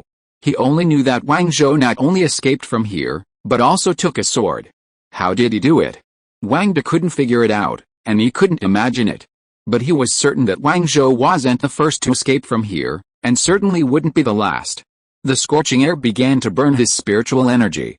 This was the change after the shadowy figure disappeared. Wangda tried to do it but to no avail, and didn't want to waste his already limited spiritual energy. But no matter how he protected his mind and spiritual power, the burning sensation could not be stopped. His spiritual power was slowly dissipating. Was he going to die? Wangda felt his consciousness was a little fuzzy. This feeling was unprecedented. He did not want to die. It was the desire to survive, an endless desire. Wangda took out a spiritual stone from the storage ring with great difficulty. Strands of pure spiritual power drifted out, and were absorbed by Wangda like a life-saving medicine. The friction on his clothes was about to catch fire, and Wangda took off his shirt. Bright red skin came into view, like meat skin being roasted on fire. The replenishment of spiritual power allowed Wangda to recover some of his spiritual power, and his consciousness became slightly clearer. A mist condensed, which was the magic spell cast by Wangda. The mist absorbed a lot of heat, making Wangda feel less uncomfortable. Chapter 142 The Master and Disciple's Physical Breakthrough. Wangda didn't know how much time had passed. He only knew that he had taken the last low-grade spirit stone from his storage ring to replenish his spiritual power. He was completely depleted of spirit stones. The hundreds of thousands of spirit stones he'd earned from selling the golden crystal beast's eggs had been given to Wang Zimin, leaving him with only a few spirit crystals and around 1,000 spirit stones, all of which were now gone. That wasn't the key. The key was his consciousness, which had remained hazy and dazed. He dared not move, lacking the energy to do so. He relied on a wisp of willpower to keep his consciousness from completely fading. He had no strength left, and he couldn't tell how long he'd been smelling the aroma of barbecue. Every time his body threatened to fail, he'd switch to a bottle of blood spirit powder from his system to prevent himself from becoming a barbecued meat. However, the scorching heat in this place didn't subside, forcing him to rely on medication to maintain his vitality. Fortunately, the blood spirit powder was for external use and had no resistance, otherwise he didn't know how much longer he could have held out. He'd already used up the remaining 1,000 or so contributions. The spirit stones in his storage ring were also completely depleted. Wang knew that the 163-182 contribution points the system added daily weren't enough to redeem the spirit stones and blood spirit powder he'd been using each day.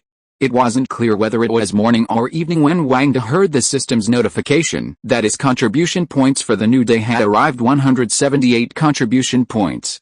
Wang exchanged all of them for spirit stones, 178 low-grade spirit stones. He absorbed them all. Now, he had no choice but to fight for his life. No, it wasn't a desperate struggle. He wasn't in a position to fight. It was simply a desire to survive. With a boom, Wang, brimming with spiritual energy, leaped up. This was powerful spiritual energy, even stronger than before. Wang's consciousness was still not fully clear, but he could sense it, even more powerful than before. However, it seemed he was still at the 7th level of key training, not a breakthrough. Then there was the burst of strength within his body. It was a feeling he had never experienced before. Even after so many years of training, he had never felt such a noticeable change in strength. Wang now seemed to be able to feel the powerful physical strength of Yiren. Confidence. Wang had confidence, and he knew this wasn't a dead end. Struggling to open his eyes, Wang watched the eggshell-shaped yellow sand fill the sky. He continuously launched his remaining 4 high-level explosive talismans towards a fixed point. Then, he concentrated all his spiritual power into a single blow. This strike also carried traces of water spiritual energy from 2 other spells. It was the final blow. If Wang didn't get out, he would be doomed. He knew he couldn't break through the yellow sand before, but now, the changes in his body gave him confidence. Boom. His entire fist sank into the sand. Strength was gone, it was stuck. Wang's consciousness was already unclear, and now it was filled with despair. He hadn't expected that even at this point, he still couldn't move. He couldn't pull his fist out, couldn't get out, his body stuck in midair. Conjentropy Mountain. Wang Lin sat alone in the main hall. He sat there all day and night now. Wang Zimin, Wang Zi, and all matters at the mountain gate had to consult him for decisions. He had originally wanted to leave everything to Wang Zimin, but Wang Zimin valued family rules more than his own life, and naturally wouldn't take sole control. Wang Lin was timid and tactful, but with Wang Zimin pulling him in, and now as the clan leader, he couldn't escape. While Wang Zimin respected Wang Lin as clan leader, he had his own agenda. Since Wang's disappearance, Wang Zimin had sidelined Qin Yi, gradually transferring all of Qin Yi's responsibilities within the clan, taking on what he could and handing over to Wang Zi what he couldn't. Now that Wang Ye and Wang Tao were able to contribute to their own efforts, the Mountain Gate had enough manpower, and the training of new disciples wasn't as sudden as before. But Wang Lin was the clan leader after all, and Wang Zimin couldn't expel Qin Yi from the clan. Wang Lin's relationship with Qin Yi stemmed from their compatible personalities, unlike Wang Zimin's stubbornness. Qin Yi, however, was happy with his free time. For a few days, he went around gathering information, hoping to learn about his master's condition. Even after finding the Mulin sects members, the information they received remained the same. Wang had gone to the central region. All the news pointed to this answer. Although Qin Yi wanted to find his master, he knew that with his current level of cultivation, it was impossible for him to venture alone into the desert and the uninhabited area at the border. Since he was no longer allowed to interfere in family affairs, Qin Yi was content with his idleness, spending every day with the Liu family cultivators in the Beast Hunter Mountains to practice. 3 months flew by in a flash. On Conjentropy Mountain that day, Wang Lin sat in the main hall, still scratching his head. Outside the mountain gate, a figure hurried back, rushing straight into the hall. Master Wang Lin. Qin Yi bowed. Wang Lin scratched his head. Qin Yi, you still can't stop calling me that. I'm so overwhelmed. Every day, I'm so annoyed by the trivialities. I really don't know how Wang to handle things like this before. And then there are these accounts. I was someone who could only make money but spend money. Master Wang Lin, that's not what I'm talking about. Kenya interrupted him, seeing him ramble on. I know. Liu Zixing sent me a message today saying you've broken through to the physical realm, Wang Lin said, his head lowered. Yes, after a few months, I finally broke through. Now, I can probably take on 10 Wang Zimins without much trouble, Kenya said with a smile. That's good news. Wang Lin's brow remained gloomy. Yes, so I want to venture into the desert. I want to find my master. I think my current strength is enough, Wang Lin said. You know, without foundation building strength, going to the desert is basically seeking death, Wang Lin said. Although your physical body has broken through now, I estimate you should have the physical strength of the 8th level of key training, but your own strength hasn't broken through, so you're only at the 5th level. If you go. I know, but I have a feeling my master is in danger and he's waiting for me to save him. I owe my current situation to my master. I can't let him just disappear like that without any news, Kenya said with a gloomy face. I understand, but your master certainly wouldn't want you to go. You know the dangers of the desert, and that uninhabited area. Foundation building cultivators must be extremely cautious, a single misstep could easily cost them their lives. Wang Lin patted him. As the previous patriarch of the Wang family, your master holds deep affection for this clan. He worked so hard to develop the clan, build the mountain gate, and restore its former prosperity. His efforts were his convictions. If you truly feel grateful to your master, you should stay and help me protect this mountain gate, the place your master has dedicated so much effort to. Instead of throwing yourself away. Kenya pulled up a chair and sat down. But I can't just sit there with my master, completely unaware of his fate. Your master is a brilliant man, Wang Lin said, sitting down as well. You should know that while his actions are peculiar, they are filled with untold wisdom. If faced with a real situation, he can turn danger into safety. Yes, master, he's the person I admire most. He won't die like this, Kenya said. Well, don't curse your master. Who knows, maybe when he comes back next time, he'll really be a disciple of the Nine Heavens' mysterious immortal palace, Wang Lin said. Kenya smiled and remained silent. Stay at the mountain gate, and help me. After all, you're the one who pushed me to this position. You can't run away. If you are listening to this novel on a channel other than Fanfic World, it means it was downloaded and re-uploaded without effort. We warmly invite you to visit our channel, Fanfic World. There you will find the original version of this story and many other novels of various genres. We look forward to seeing you dive into a world of incredible novels. Chapter 143 Oasis in the Desert. Zuzi, why aren't you going falconry today?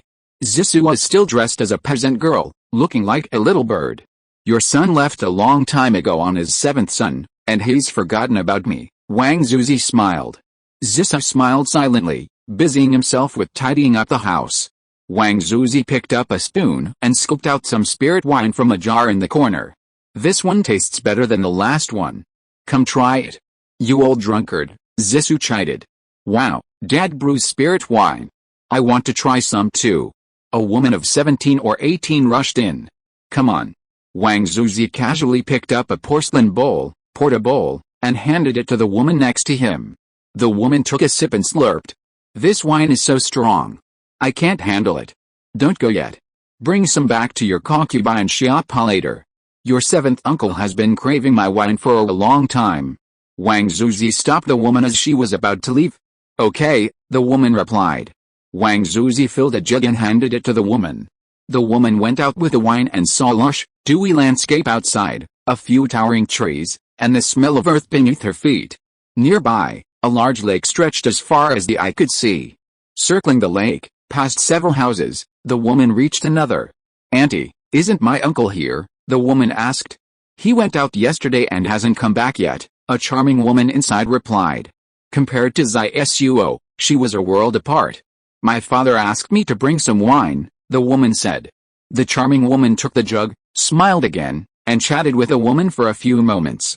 Not long after, a sturdy man walked in, his expression gloomy. Psyching, you've arrived just in time. Go get your father. There's something going on at Huangpo Market, the man said. Huangpo Market? Wang Psyching asked, puzzled. Yes, go get your father right away, the man said. Wang Psyching realized the gravity of the situation and headed straight out again. A few steps and he was back home. He then led Wang Zuzi to the adjacent house. Seeing and hearing this, Zissou naturally followed. Once there, the sturdy man spoke directly, unabashedly. A person of your bloodline is in Huangpaksu. A member of the Wang family? Wang Zuzi asked. That seems to be the case. I'm not sure, after all, I wouldn't dare go in. But I sensed Zissou's presence from afar. Upon closer inspection, I discovered that it was Zissou's natal magic weapon, the Wangku. Thinking about it, only someone from your family would give away their natal magic weapon. Go and see for yourself, the sturdy man said. Upon hearing this, Wang Zuzi hurried out, about to fly upwards. But then, as if realizing something, he turned back. Zissou had just left. What's the point of a human cultivator like you going there? Yes, I'm too anxious. Come with me. Wang Zuzi pulled Zissou up and flew upwards. Dad, Mom, I want to go too, Wang Xiking said. Wang Zuzi pondered this and realized his daughter also bore Zissou's blood. He nodded, and the three of them flew forward together. Once mid-air, they could see clearly that they were in an oasis in the desert. A vast oasis. Huangpo ruins. Wind and sand filled the sky, and several giant birds flew around the periphery, their movements unknown. Wang Zuzi ignored them, only glancing at Zissou. Zissou, holding Wang Xiking, walked directly to the main entrance of the Dragon Gate. They both knelt, hands raised above their heads, and bowed again. With a first bow, Zissou's and Wang Xiking's hands slowly transformed. With a second bow, their hair stood straight up. Wang Zuzi stood by anxiously. Please, Master Mu, have mercy. Zissou spoke loudly, after bowing countless times, half transformed into a demon. Zissou, long time no see, a resounding voice rang out. Master Wood, long time no see. Zisuo said, not daring to raise his head, bowing his head to the ground. Boom. The Dragon Gate opened, releasing a scorching wind. A gigantic man, approximately 3 or 4 meters tall, emerged from within. Inside Huangpo ruins, the utterly weakened Wang Da felt a chill. Is the door open? I tried to exit, but I couldn't muster any strength. Willpower, a powerful willpower, was all Wang Da could muster to maintain his consciousness. Outside. The man inside has some connection to me. I hope Master Wood will show mercy and spare his life, Zisuo said. Really? But he failed the challenge, and I can't break the rules I set. Otherwise, it would be too boring, the giant man in front said. Zisuo was speechless. While he knew Master Wood and was from the same clan, they hadn't met much, and their friendship wasn't deep, so he didn't dare to say much. Haha, the giant's laughter eased the awkwardness. I made the rules, so I can change them. We're all of the same race, so I won't give you any less respect. You're just a human. Thank you, Master Wood. Zissou still didn't stand up. You can save your life, but my rules are still rules. If you can't play by them, then life is boring.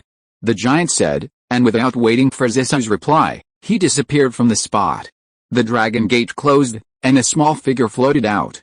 Only then did Wang Zuzi dare to run over and snatch Wang Da away. It's Wang Da! Wang Zuzi exclaimed in surprise. Zissou didn't say anything, but simply extended his hand, and a warm current flowed through Wang Da's body. How is it? Wang Zuzi asked anxiously. His life is saved, but... Zissou said. But what? Wang Zuzi asked. His Danshan was sealed, his spiritual power was completely lost, and he became immortal, Zissou said. Seal, not destroy? Wang Zuzi asked. Yes, it's probably the effect of the restrictions within Huangpo ruins. The seal isn't impossible to break, but I'm afraid only Master Mu can do it, Zissou said. He turned and glanced at Huangpo ruins ahead. Sure enough, a seed-like object with pointed ends floated out and landed in Zissou's hands. What is this? Wang Zuzi asked, examining the seed-like object carefully. He's touching the seal. Let's take him back to our place first, Zissou said, handing Wang Da over to Wang Zuzi, who held him. The three of them rose and flew out. To become a cultivator again, he still has to rely on himself. At this moment, the giant birds flying around outside finally dispersed. One of them breathed a sigh of relief. Chapter 144 Soul-Devouring Beasts and Soul-Devouring Seeds. Is this someone from our Wang family? Wang Xiking looked at this human child who was much younger than himself, quite curious. Yes, and he's the patriarch of our Wang family, Wang Zuzi said. So young to be the patriarch? Wang Xiking asked. Yes, something happened at home, so he was forced to take on important responsibilities at such a young age, Wang Zuzi said. Wang Xiking said and then looked at Wang Da carefully again. Outside the house, Zissou had not yet entered, but a young man walked in. Sister, who is this? The man asked. Duang Wang, this is the patriarch of our Wang family, come and see. Wang Xiking said.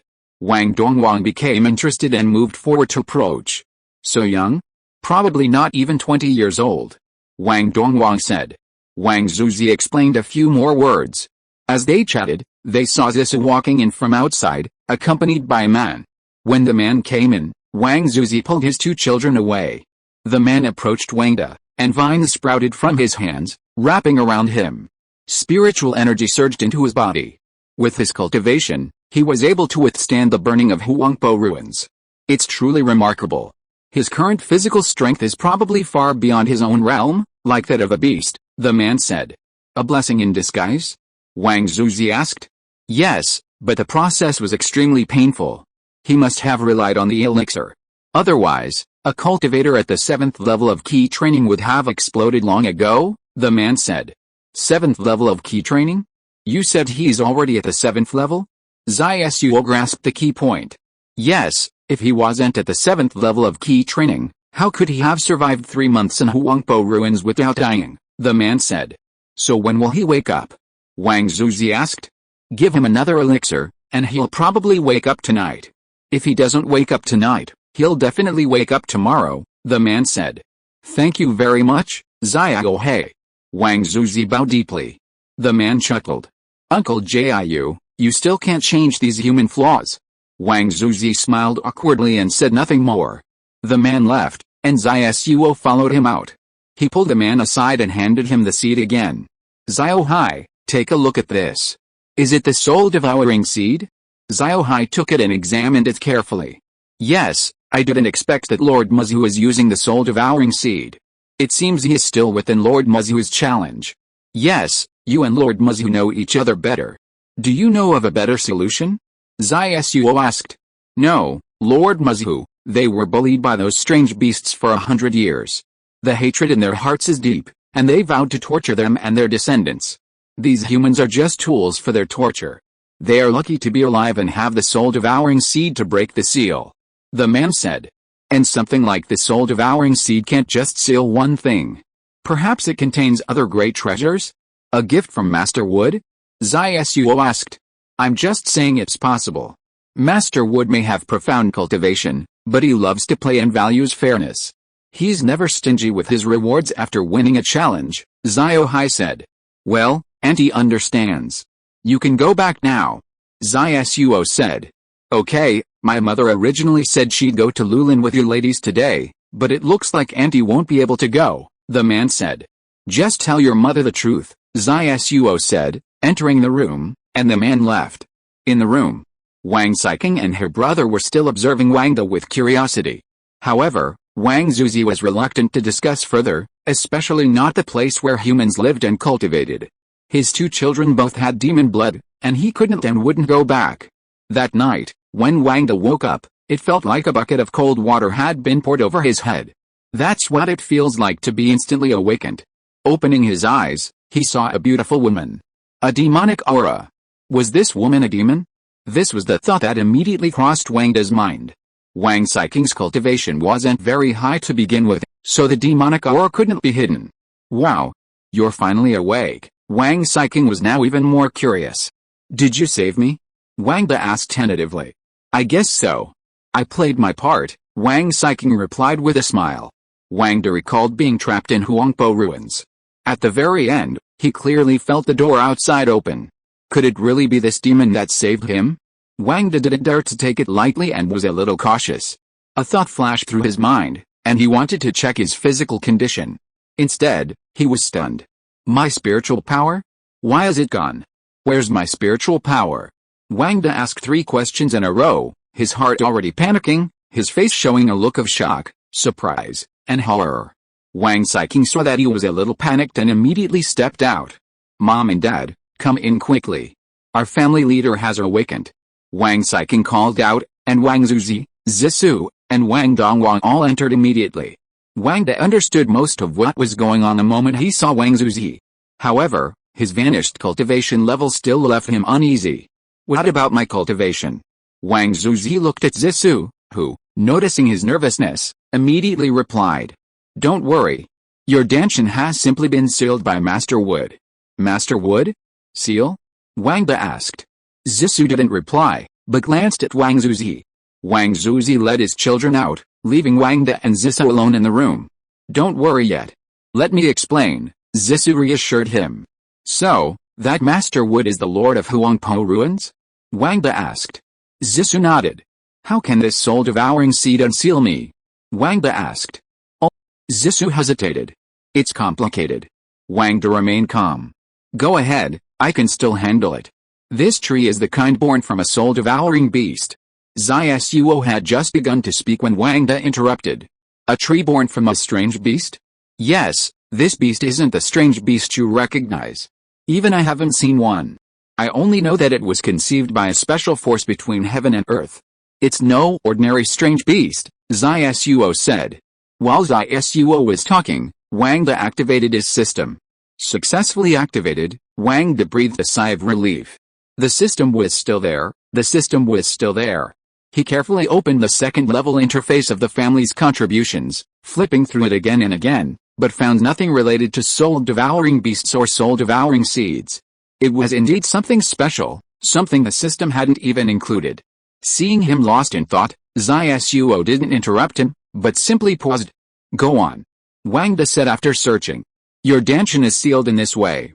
This unique seal can seal most things related to spiritual energy in the world, whether it's a cultivator's cultivation, the spiritual energy between heaven and earth, or even the efficacy of elixirs, Zisuo said. Is it really that powerful? Wang De asked. Yes, once sealed, without the soul-devouring seed to break the seal, even a powerful being like Lord Wood cannot break it. This is the terrifying thing about it, Zisuo said. Chapter 145 Dongwang and Saiking. How can this soul-devouring seed break my seal? Wang De asked. The method is simple. Just find a place to sow the seed, wait for it to germinate, grow, bloom and bear fruit. Among them will be a fruit that seals your Danshan. Eat it and it will break the seal. Zisuo replied. What's the difficulty? Wang De asked. The difficulty is that in order to grow this seed, 3 conditions are required. Zisuo said. What conditions? Wang De asked. Time, spiritual energy, and water. Zisuo said. It shouldn't be that simple, right? Are there any restrictions? Wang De asked. This species doesn't have a growth cycle. Its growth is completely irregular. Some take 100 years, some 10 years, and some 1,000 years. You are immortal now, I'm afraid. Zisuo didn't say anything else. Wang De nodded. As for spiritual energy, it doesn't require any, not even a little. This restriction is easy. You humans have many strange formations, both those that gather spirits and those that expel spiritual energy. So, as long as you pay attention, it shouldn't be difficult. The rest is water, and this water isn't just ordinary water, it's the tears of mortals, Zissou said. Mortal tears? Wang De asked. Yes, mortal tears, that's exactly what it means, Zissou said. Wang De nodded. I only know about it. I've only heard about many of them. As for actually growing one, I've never seen one myself, Zissou said. Wang De nodded. Zissou handed the soul-devouring seed to Wang De. Don't be discouraged.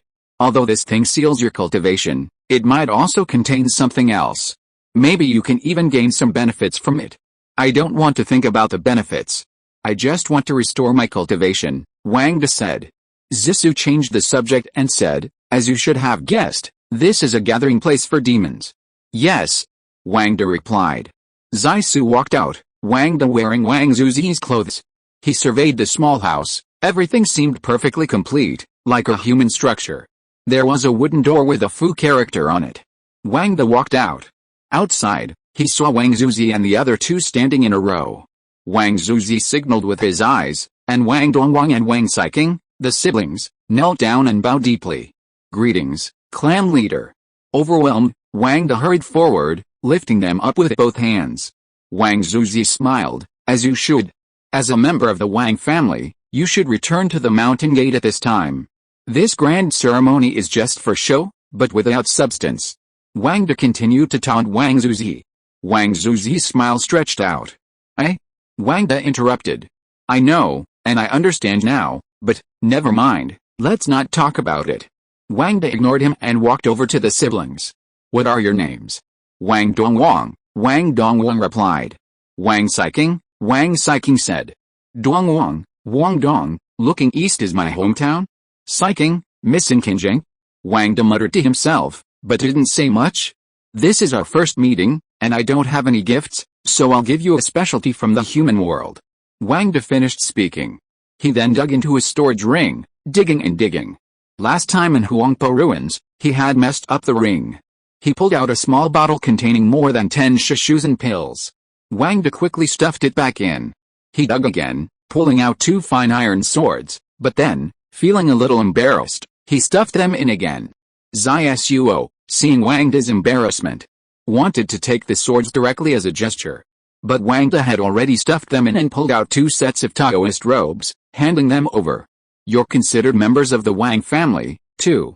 This is our Congentropi's specially made Taoist robe. You deserve one too.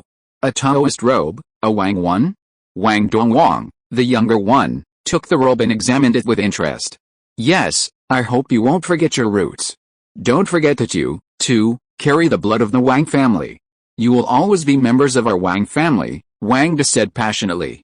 Yes, patriarch, we won't forget. Wang Dongwang said, moved by Wang De's sentiment. While Wang Siking was interested, he was much more mature. He simply folded the robe carefully and held it in his arms. Wang Dongwang had already put it on and was flying around. Wow!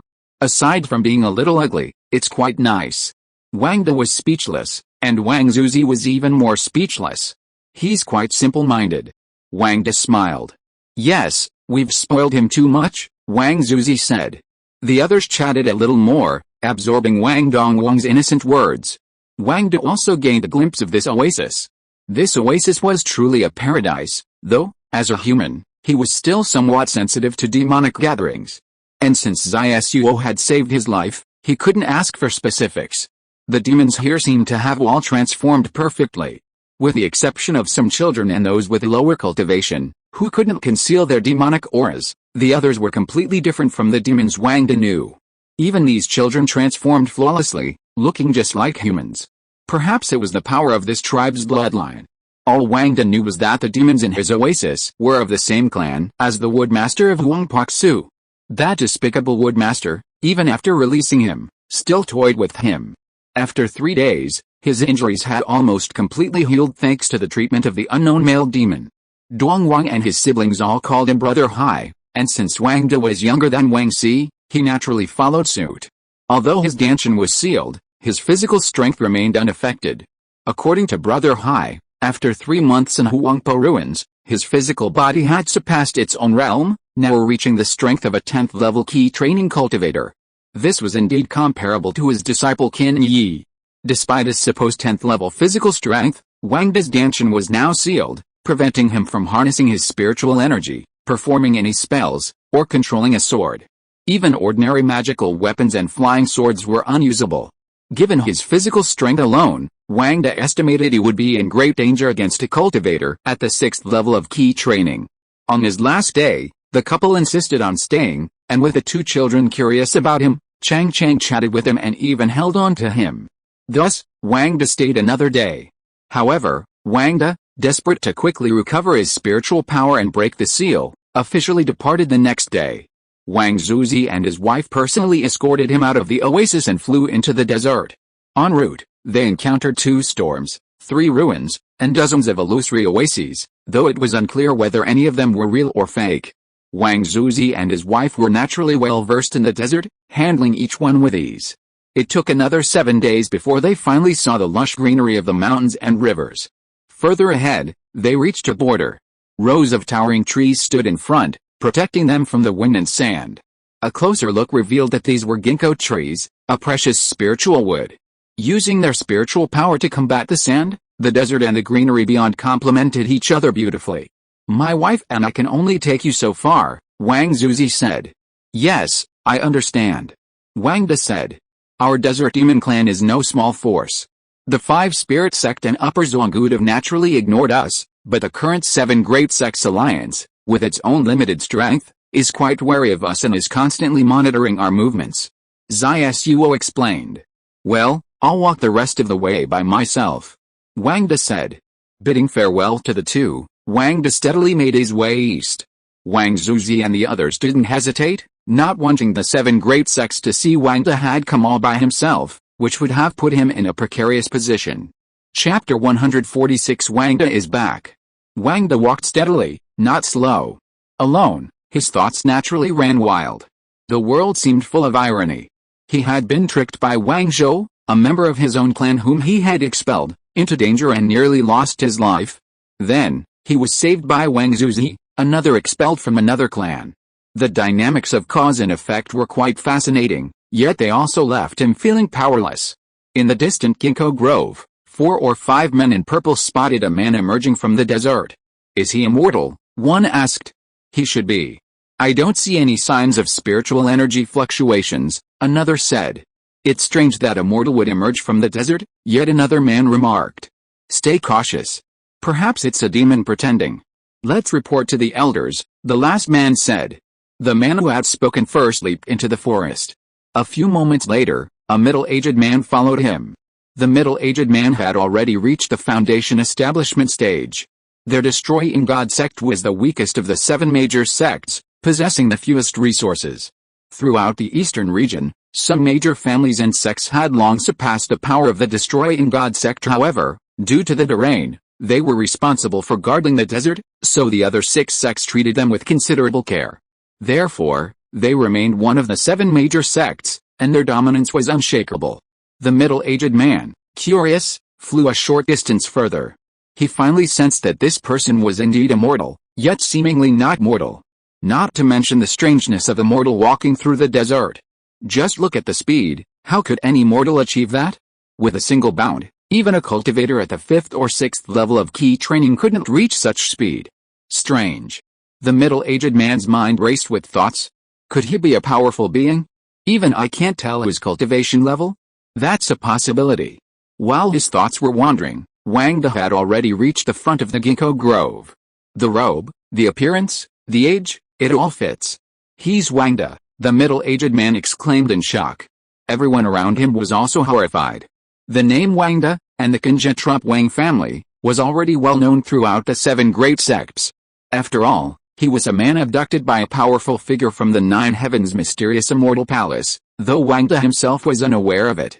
Regarding Conjectural, during this period, with Wang Lin in charge, the Wang family's every move was under the watchful eye of the 7 great sects alliance. However, this attention wasn't surveillance, but rather, like the Zhou family of Luoquanshan, they were classified as a touch or fear existence. They were neither to be provoked nor to be courted, leaving them to fend for themselves. This was especially true after Muxiu reported Wang's situation to the Mulan sect. The powerful spiritual wood, so common throughout the eastern region, was even more readily classified as a specialty of the central region. Although they frequently visited the central region, this made things much easier for the Wang family. With Wang gone, his business ventures were largely undeveloped, so Wang Zimin, acting as the agent, purchased a shop in Heiji Market for tens of thousands of spirit stones. The spiritual fields previously used to grow spiritual herbs were clearly insufficient, and Wang Zimin was constantly developing them, and if Wang knew Wang Zimin was using the hundreds of thousands of spirit stones he'd given him for these things, he'd probably curse. Blindly loyal men can be useful, but they shouldn't be entrusted with important tasks. Fortunately, Wang's return is imminent. At the Mulan sect's mountain gate, the 8th peak, a low peak, serves as the headquarters of the 7 great sects alliance. Bai Zio waited anxiously. Soon, the leaders of the other 6 sects gathered. Seeing Bai Zio's anxious expression, they wondered what had happened. Tell me. Bai Zio turned to an elderly man nearby. This man was the headmaster of the Destroying God sect. I've received news that Wang, abducted by the 9 heavens profound immortal, has returned. Everyone's interest peaked. The elderly man continued. The reports from the people I sent to guard the border suggest that even a mid-stage foundation establishment cultivator wouldn't be able to compare to his current level of cultivation. This Everyone gasped. He originally said that Wang De now resembles an ordinary person, his cultivation level completely undetectable, but the skills he displayed are almost close to the 10th level of key training. The old man, noticing their nervousness, added. Have you engaged him? One asked. No, we only sensed him from afar, the old man said. This matter is of great significance. Furthermore, it's not impossible that Wang De has truly reached the Golden Core realm in the past 4 months or so. Everyone knows what kind of existence the Nine Heavens' mysterious immortal palace is. Furthermore, the two who abducted him, one is at the nascent soul stage and a mere disciple, and the other's cultivation level is unknown, you can imagine, said the headmaster of Yanling Pavilion. Bai Xiao remained silent, glancing at his two senior masters nearby. Since their last battle, although they had emerged victorious, he had witnessed himself being trampled like an ant.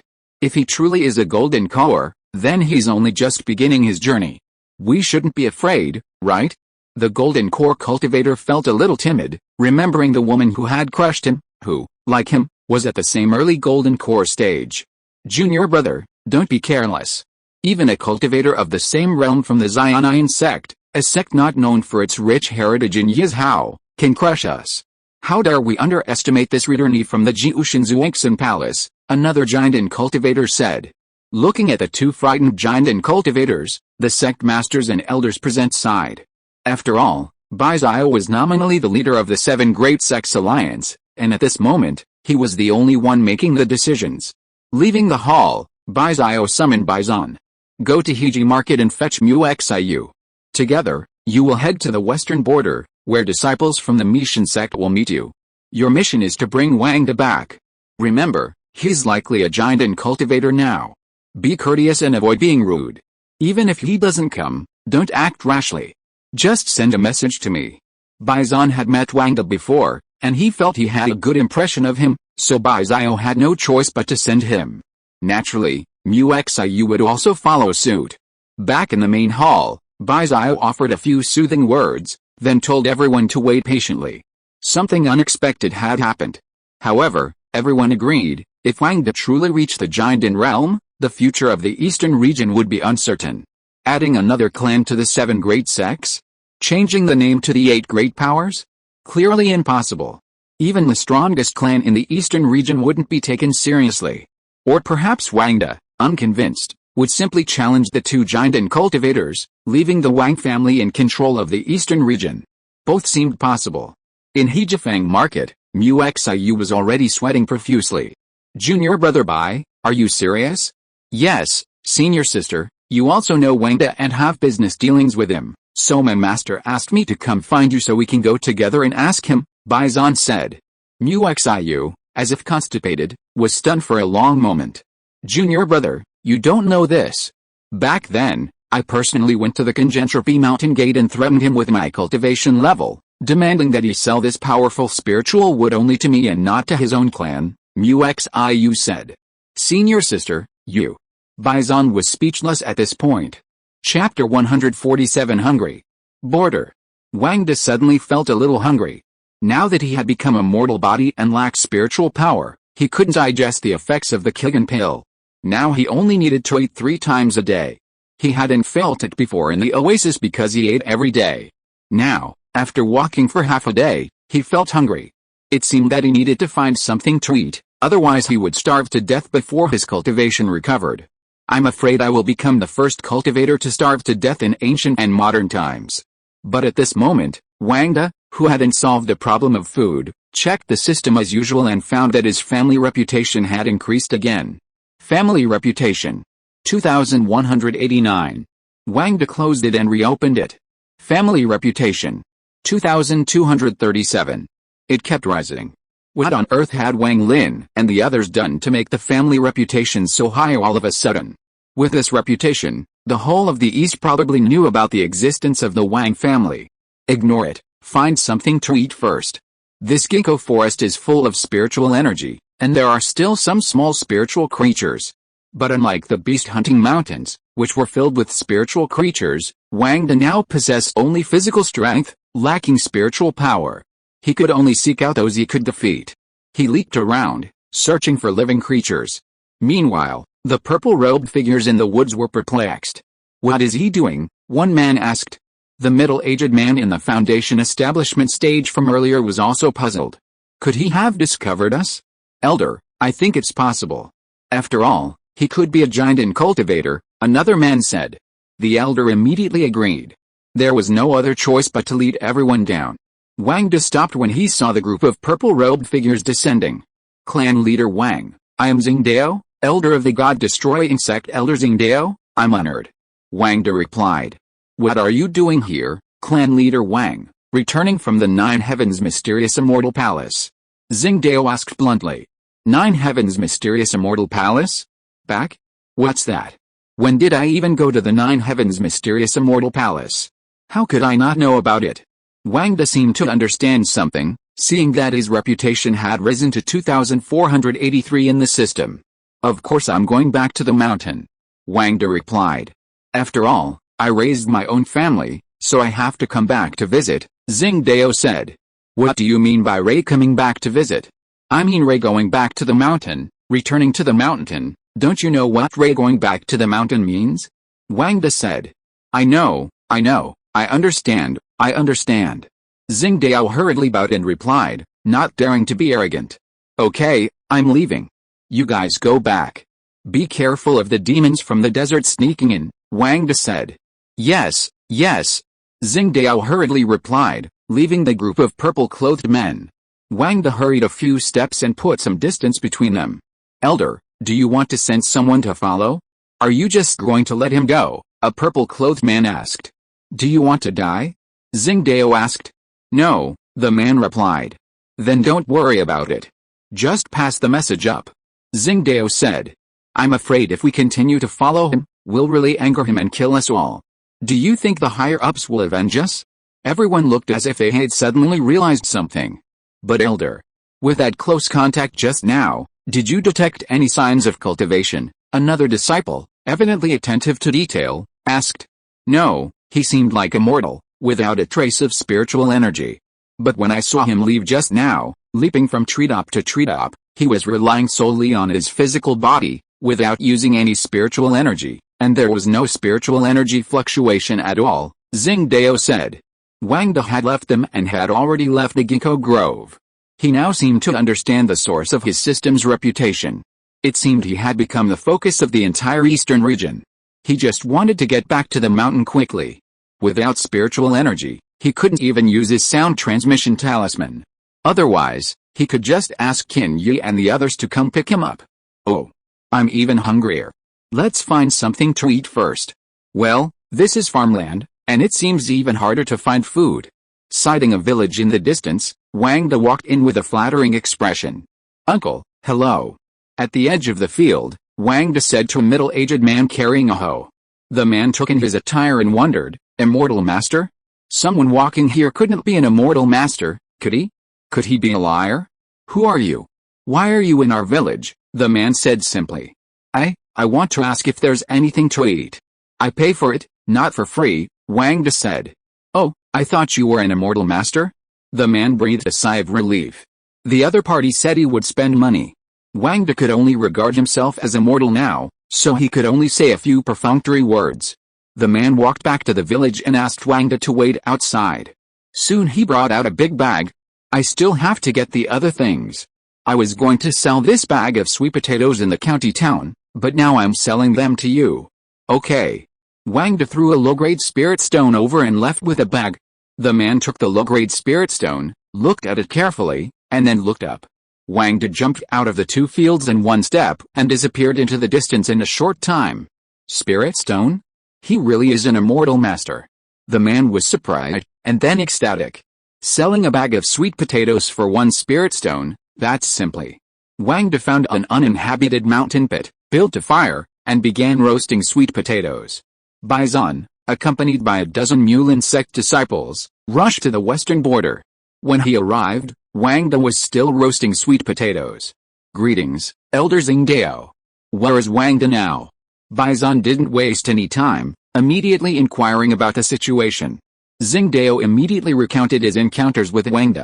Bison knew Wang had left, meaning he must have returned to the mountain. Then, He continued on his way, flying towards Qing'an. Wang De was still roasting sweet potatoes. Never had he tasted food so delicious. Wang De roasted the entire bag in one go, devouring it all. Crucially, he felt he wasn't full yet. This powerful body required a tremendous amount of energy. With his current lack of cultivation, if he didn't eat more, his physical realm would decline, and his powerful flesh would revert to ordinary flesh. No, he had to eat his fill.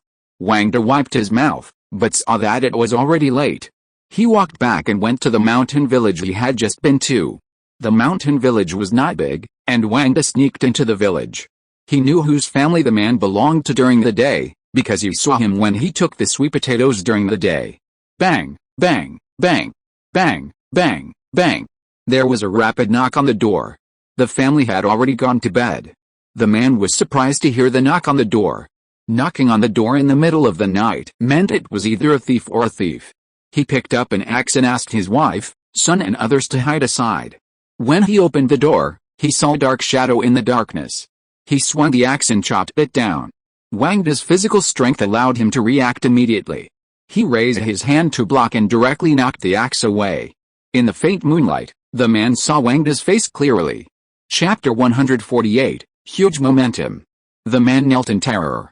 Master Immortal, it's okay. I just felt like I gave you a spirit stone this afternoon for only a bag of sweet potatoes. I'm a bit disappointed. You have to give me some more food, Wang De said. Yes, yes, yes. The man hurried back. The wife lit the lamp. The family of nearly 7, 2 elderly and 3 young, still didn't dare to move. An immortal master, knocking on the door in the middle of the night, demanding food. Anyone would find this behavior abnormal, right? The man went to the back to get something. The wife, emboldened, poured a bowl of water, added some tea leaves, and handed it to Wang De. Master Immortal, please have some tea. I've had some, but I don't dare drink the water from the river outside. Wang De said, taking a sip. Another bowl. The wife hurried back with a kettle and poured another bowl. Wang De drank 4 bowls in a row before the man returned from the back. This bag of flour, half a bag of sweet potatoes, a pile of greens, and this half of a mountain deer, these are all I have at home, the man said. Well, I don't want the flour, give me the rest, Wang De said. The man didn't dare disobey and took it all. Wang De felt bad, so he threw another spirit stone over. They walked out and came to the pit where he had roasted the sweet potatoes. After eating half a bag of sweet potatoes and a lot of greens, Wang De finally felt somewhat full. He fell asleep peacefully. There was no other way, he had to sleep now, just like an ordinary person. After a peaceful night, Wang De woke up at noon. They set off. Wang De, carrying half a bag of sweet potatoes, half a bag of greens, and half a mountain deer, set off. At this time, after a night of travel, Bison and his men finally arrived at the foot of Congentropi Mountain. Brother, we haven't seen any trace of Wang De all this way here. I'm afraid he's returned to the mountain, said a man behind him. We've been racing, but we still haven't caught up. I'm afraid Master and the others are right. Wang De truly has reached the golden core stage, Bison sighed. With this further confirmation, everyone was unsure whether to rejoice or grieve. Go to the mountain gate. A formal visit. No breach of protocol. Bison commanded. The group flew directly to the gate of Congentropi Mountain. A 6-year-old boy dozed at the entrance, clearly still asleep. The sound of the flying swords was still loud. Rubbing his eyes, he was startled to see a group of white-clad figures standing outside the mountain gate. Ah, the boy exclaimed, alarmed by the overwhelming presence of Bison and his men. I am Bison, a disciple of the Mulan sect. I've come with my fellow apprentices to visit the Wang family of Congentropi Mountain. Please let them know, Bison said politely, without missing a beat. The boy responded and quickly ran back into the mountains. Oh no! The Mulan sect's men are here. At these words, everyone outside was furious. When did our Mulan sect become so bandit-like that people could say such things? Wang Lin dared not neglect the arrival of the Mulan sect's troops and personally went down the mountain to greet them. In the main hall, Wang Zimin, Kenya, and the other 4 were all present. Bison didn't dare to be rude. Naturally, he was aware of the changes within the Wang family. Seeing Wang Lin sitting in the main seat, he could only bow to Wang Lin and say, We are here on the orders of the sect master to visit Wangda of the Wang family. Wangda? Wang Lin asked curiously. Did your Mulan sect say that he went to the central region? Why are you here at the mountain gate now to ask for him? No, Wangda did go to the central region before, but he returned yesterday morning. Why? Did he return to the mountain? Qin Yu was obviously more excited than the other three, but he didn't say anything at this time. Wangda is back? Wang Lin was also very happy, but he remained calm.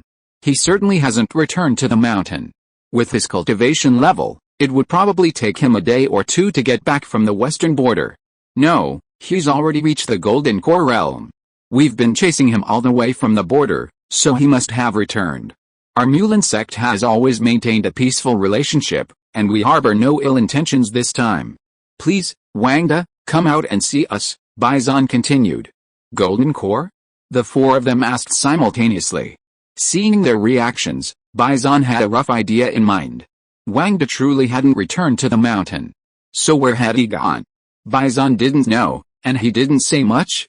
Knowing Wangda wasn't at Qingjant, he simply said his goodbyes and left Qingjant.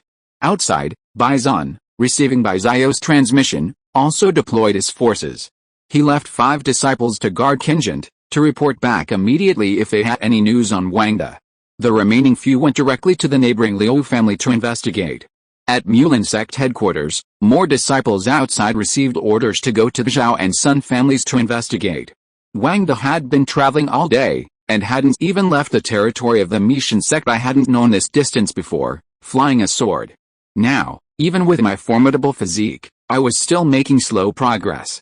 At this rate, it might take me half a month to reach the destination. What sin had I committed? Wangda roasted and ate the remaining half bag of sweet potatoes, feeling a little better. After all, he hadn't fully digested the large amount he'd eaten the night before. Finding a treetop, Wangda fell asleep again. That night, while Wangda slept soundly, the others were restless. The reputation of the Wang family of Conjentropy Mountain had once again spread throughout the east, this time even to smaller clans and factions. Someone had returned from the Jiushan Zuangsan Palace, a cultivator above the Jinden stage, and then vanished after returning. Even the 7 Great Sects Alliance couldn't find him after searching all night. It seemed the East was about to change. The unexpected territory of the Destroying God sect, atop the completely unremarkable mountain, was discovered. Wangda woke up from his nap and collected his usual contributions. Then he saw that his family's reputation had risen. Family reputation. 3,892. An increase of over 1,500 in just one night, truly outrageous. Though it seemed like there hadn't been a breakthrough yet, Wangda wasn't anxious. The Wang family had already been exposed, and he had become a prominent figure. Trouble was bound to come, and since it was inevitable, he might as well increase his family's prestige. Wangda estimated that the initial formation, with his current physical state, would certainly be enough to use it at the foundation establishment stage. The subsequent 5 elements formation might be even more powerful. Perhaps reaching the mid-stage foundation establishment stage? The late stage? Or perhaps the golden core stage? Wangda didn't know. He simply worried about whether he could use it in his current state of no cultivation. If not, his efforts would be wasted. The system was still there, so it should be usable. Wangda could only pray. If he couldn't continue using it, would he truly become immortal for the rest of his life? And then there was the matter of lifting the seal. It wasn't easy. Continuing on his journey to the borders of Conjentropy County, he still had to worry about food. His appetite was quite alarming these days. Chapter 149 5 Elements and 8 Diagrams. At the headquarters of the 7 Great Sects Alliance, everyone was completely bewildered. We've searched all of East China. Where on earth is Wangda hiding? A woman spoke first. Judging from the current situation, could it be that Wangda isn't just at the Jinden level, but at the nascent soul stage? Another woman asked tentatively. Impossible. He's reached the nascent soul stage in just 4 months. Would all my 100 years of cultivation have been in vain? The Mulan sect Jinden cultivator retorted. The world is vast, full of wonders. I think the woman from the Xianayan sect you fought with isn't even 100 years old, another man said. Alright, stop talking. If he doesn't want to come out, we'll just wait, Bizio shouted. No matter his level of cultivation, no matter what he wants to do, our 7 great sects have never done anything to offend the Wang family. I believe there's room for negotiation. Master. Baizan, standing behind, whispered to Baizio. Seeing him hesitate, Baizio retorted. Just say whatever you want to say. We're all in this together. Why whisper with so many masters here? Baizan felt a little embarrassed. Actually, we've offended him in one thing. What? Baizio asked. Senior sister Muxiu once did business with Wang. She even went to Qing En and threatened him, telling him to sell the strong spirit wood only to her. Baizan repeated everything Muxiu had said. Go, call her back. Baizio remained calm, but a hint of anger lingered in his words. Wang had finally left the territory of the Destroying God sect and reached the territory of another small family. His reputation had now exceeded 4,000 and was increasing daily. Wang ignored them and continued on his way. He had also been hearing voice messages from Qin Yi and Wang Zimin in his mind for the past 2 days. One was asking where he was, and the other was saying something similar. Wang couldn't use his spiritual power at the moment. While he could hear the messages, he couldn't reply. It was truly embarrassing, and now he had no choice but to continue walking. This journey lasted about 10 days. Wang had underestimated the distance. He'd assumed he'd reach the destination in at least half a month. But it was already nearly half a month old, and he still had a third of the way to go. This was truly tormenting. Actually, if you think about it, he had to eat every day, and he had to travel countless miles. The 7 major sects went from initial suspicion to concern, to worry, to fear, to indifference, and finally to oblivion. Wang could see it clearly in the system. Their reputation skyrocketed in the first few days, then steadily decreased. Now, at 4,928 points, it was only a few dozen points per day. Perhaps only bored cultivators would discuss it when no one was around. The 7 major sects have been frightened by the Xiannian sect, like frightened birds. Even Wang, a small clan, was so frightened that a search was launched across the entire eastern region. Wang, probably seeing this scene, didn't dare to venture out again. Another 4 days passed. The system's notification interrupted Wang's sweet dream. Sure enough, his guess was right. He had finally broken through 5,000 reputation. Family reputation. 5,002. Wang hurriedly clicked on it. 5 elements formation, level 1, hadn't changed or added anything else, just a few clickable words. He clicked without hesitation. 8 trigrams, illusion kill, another choice. Wang had a feeling this illusion kill was a bit more powerful, just like the ultimate kill he'd chosen last time. But he'd chosen the 5 elements last time, and not choosing the 8 trigrams this time felt a bit awkward and asymmetrical. 5 elements 8 trigrams formation. It looked good, quite harmonious, but he wasn't sure if it was any good. The 5 elements 8 trigrams formation sounded better than the 5 elements illusion killing formation. With no way to experiment now, Wang could only continue on his way. He'd already leveled up twice. Which formation didn't have prerequisites? Based on his current physical condition, Wang estimated he could probably reach the foundation establishment stage without any problems. Now that he'd leveled up twice, he should be well past a foundation establishment stage. Hungry again, Wang headed towards a small village nearby. Little girl, do you have any food at home? Wang looked around. The surrounding fields had been harvested, and now that winter was approaching, there was no one at the edge of the fields. Only a little girl, grimy and gnawed on an unknown object. No, this is all I have, and I can't give it to you, the girl said clearly. I'm not trying to steal your food. I just wanted to ask if you have any food so I can buy it, Wang said. No, I've eaten all the food in my family, and I've eaten all the food on the village too, the girl said. Wang, somewhat puzzled, ignored the little girl and walked towards the village. Seeing him heading inside, the little girl hurried after him. Don't go in, it stinks. It stinks?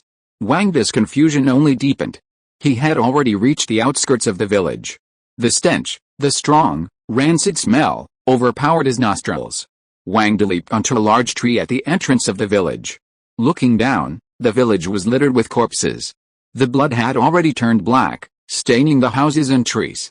It looked like they had been killed for some time. Wang was in no mood to meddle in other people's business. He had heard about the massacre of mortal villages. He jumped down and was about to leave. But the little girl asked from the side. Are you really hungry? Let me give you something to eat. Wang Da turned around and saw the little girl handed him an unknown object. Wang Da couldn't bear it. The massacre of the village had nothing to do with him.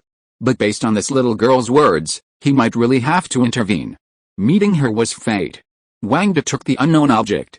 Just as he was about to speak to the little girl, he found that he was holding a half-rotten arm. Maggots were wriggling on it. You. Wang Da dropped the arm in shock, clapped his hands, and pointed at the little girl in front of him. There was no demonic aura, and no trace of a cultivator's aura. Could it be that he couldn't detect it because he had lost his cultivation? No, even in the desert, I can sense the demonic aura on them. Could it be that they are demons? Although Wang Da had doubts in his heart, he decided to give it a try. He took a step forward and grabbed the little girl's neck. Unfortunately, he had no spiritual power and could not detect it. He could only rely on her to reveal her transformation. Unfortunately, no matter how hard Wang Da tried, the little girl did not change at all. Not a demon? It's a human. Wang Da let go. If you get more than 10 monthly tickets, one more chapter will be added. Chapter 150, Tears of Mortals. The little girl coughed 3 times, her gaze fixed on Wang Da, her thoughts unclear. Wang Da was watching her, too. Soon, the little girl walked to the side again, picked up the arm Wang Da had discarded, and began to gnaw on it. Unable to bear it, Wang Da snatched the arm away and flung it far away. The little girl tried to find it again. Wang Da, assuming she was hungry, dug into his stored ring and pulled out a remaining sweet potato. He handed it to her. The little girl took it and began to gnaw on it. Come with me. I'll take you to Conjentropy and find you a home where you can live well. Wang Da asked. The little girl nodded and finished her sweet potato. But she kept coughing, coughing, coughing. She vomited up a pool of black and white vomit, with chunks of flesh still visible in it. I don't want to eat theirs, but I'm hungry, the little girl said, then fainted. Wang Da sighed, unsure of what to do. He redeemed a pill from the system and fed it to the little girl. This basic pill had miraculous effects on mortals. Wang Da was about to carry her on his back and head towards Conjentropy. But he saw a glistening tear slip from the corner of her eye. Unnoticed, Wang Da was about to pick her up when something floated uncontrollably from his stored ring. It was the soul-devouring seed. The little girl's tears, guided by this, drifted out, merging with the soul-devouring seed. A tiny sprout sprouted from the tip of the soul-devouring seed. Wang Da was overjoyed. This was a complete unexpected bonus. He had wanted to save this little girl out of compassion and compassion. To think these were the so-called mortal tears? And they could actually cause the soul-devouring seed to sprout. Wang Da was ecstatic. He carefully checked her condition. She was mostly fine after taking the elixir, just a little weak. He should have been carrying her around at this point, and Wang Da didn't need another day or two, so he waited for her to regain consciousness. But then, from a distant mountain peak, 3 cultivators suddenly descended. I thought they were cultivators, but they're actually mortals. I've been watching them for so long, an exceptionally beautiful woman scoffed. 2 men followed, clearly led by the woman. Did you kill the people here? Wang Da asked. Yes, you're about to die too, the woman said. Before I die, may I ask which side of the cultivators you're from? Since Wang Da had decided to kill, he needed to know what he was facing. Although I don't think it's necessary to tell a dead person, I'm kind enough to tell you. We're from Yanling Pavilion, the woman said proudly. Wow. From Yanling Pavilion, the 7 Great Sects Alliance. I can't afford to offend them, Wang Da retorted sarcastically. Although he had no spiritual power at the moment, he could tell that the 3 men were no more than the 4th level of key training. As the 2nd largest of the 7 great sects, how could Yanling Pavilion have cultivators of such low cultivation levels? They were probably just some handymen. Of course, since you know how powerful our Yanling Pavilion is. The woman had barely finished her words when she noticed a man behind her growling impatiently. Boss, why waste your time talking to him? He's just a mortal. The woman nodded. Indeed, 3rd brother, you take care of him. Leave her behind. I'll continue to torture her. She pointed at the little girl beside Wang Da. The 3rd brother unsheathed his flying sword and, without even using his spiritual power, charged forward. Wang Da glared. You wouldn't let a little girl die like this? What kind of beasts are you? Unsheathing his meteorite sword, Wang Da, relying solely on force, cleaved the 3rd brother in half. The 2 men behind him reacted, but it was too late. Wang Da's physique, nearing the 10th level of key training, was too fast for them to handle. With one strike of the sword, the man's head and body were severed. A flying sword pressed against the woman's neck. The woman hadn't even drawn her sword yet. Wang had already completed all the aforementioned moves. "Senior, please spare me. I've been blind and rude to you." The woman's heart froze. Wang sheathed his sword and pointed at the two corpses in front of him. "Go, eat them both alive, and I'll let you go." The woman panicked. "Ah, eat them alive?" "Yes, eat them alive," Wang said. The woman hesitated for a moment, her eyebrows twitching, a mixture of emotions in her heart. After a long time, she finally reached the body of a man. "Third brother." The woman jumped open his clothes and cut off an arm. Wang had been watching coldly, but at this moment, the woman turned around and pulled out a paper bag from her bosom, spilling the white powder inside. Although Wang reacted quickly, there was a little girl next to him, so he blocked it with his body. The powder was probably just ordinary corruption spirit powder. It had no effect on him, a person without spiritual power. Wang pulled the little girl away. In the distance, the woman had already taken flight on her sword. Wang sighed inwardly, his carelessness over his inability to fly. If this woman were truly a member of Yanling Pavilion, even if she were just a handyman, this feud would be sealed. He should have killed her earlier, he shouldn't have given her the chance. Wang was helpless now, unsheathing his meteorite iron sword and exerting all his might, aiming and launching. The woman, naturally sensing the flying sword behind her, assumed Wang had used his sword control technique to send it flying. She was helpless, trying to dodge, but the sword's speed was too great, and a sudden wave of despair washed over her, preventing her from dodging. Wang breathed a sigh of relief as he watched the woman fall. With his 10th level key training strength, the power of this flying sword was far greater than even the power of sword control if he didn't dodge. Wang rushed forward to finish off the attack, not wanting to be careless again. He dumped the 3 bodies into the nearby village, then set it ablaze. The blaze attracted the attention of others, especially the Yanling sect disciples stationed in the area. However, Wang had already departed. After the little girl regained consciousness, Wang fed her some soft food, and now her body is much more normal. However, there are still some problems in her brain, and she is very dull. Sometimes she speaks clearly, and sometimes she speaks vaguely. It is normal for her to be so young and to have such a trauma. Wang wanted her to help his soul-devouring seed germinate, so he took great care of her and was generous with his medicine. They walked for nearly 10 days. Wang finally reached the border of Kangentropy County. Wang did not disturb the nearby villages, but walked all the way to Kangentropy Mountain. It would have been daytime, but it was already midnight or early morning when they reached the foot of Kangentropy Mountain. Wang had not slept all night, and the little girl on his back had already fallen asleep. At the mountain gate, Wang Tao and a member of the Wang family were roasting a pheasant with charcoal. End of this chapter. Thank you so much for reading until the end. Don't forget to give it a like. Looking for more exclusive content and immediate access? Subscribe to our Patreon. Remember, every like, subscription or donation encourages us to continue. Thank you all. See you in the next video.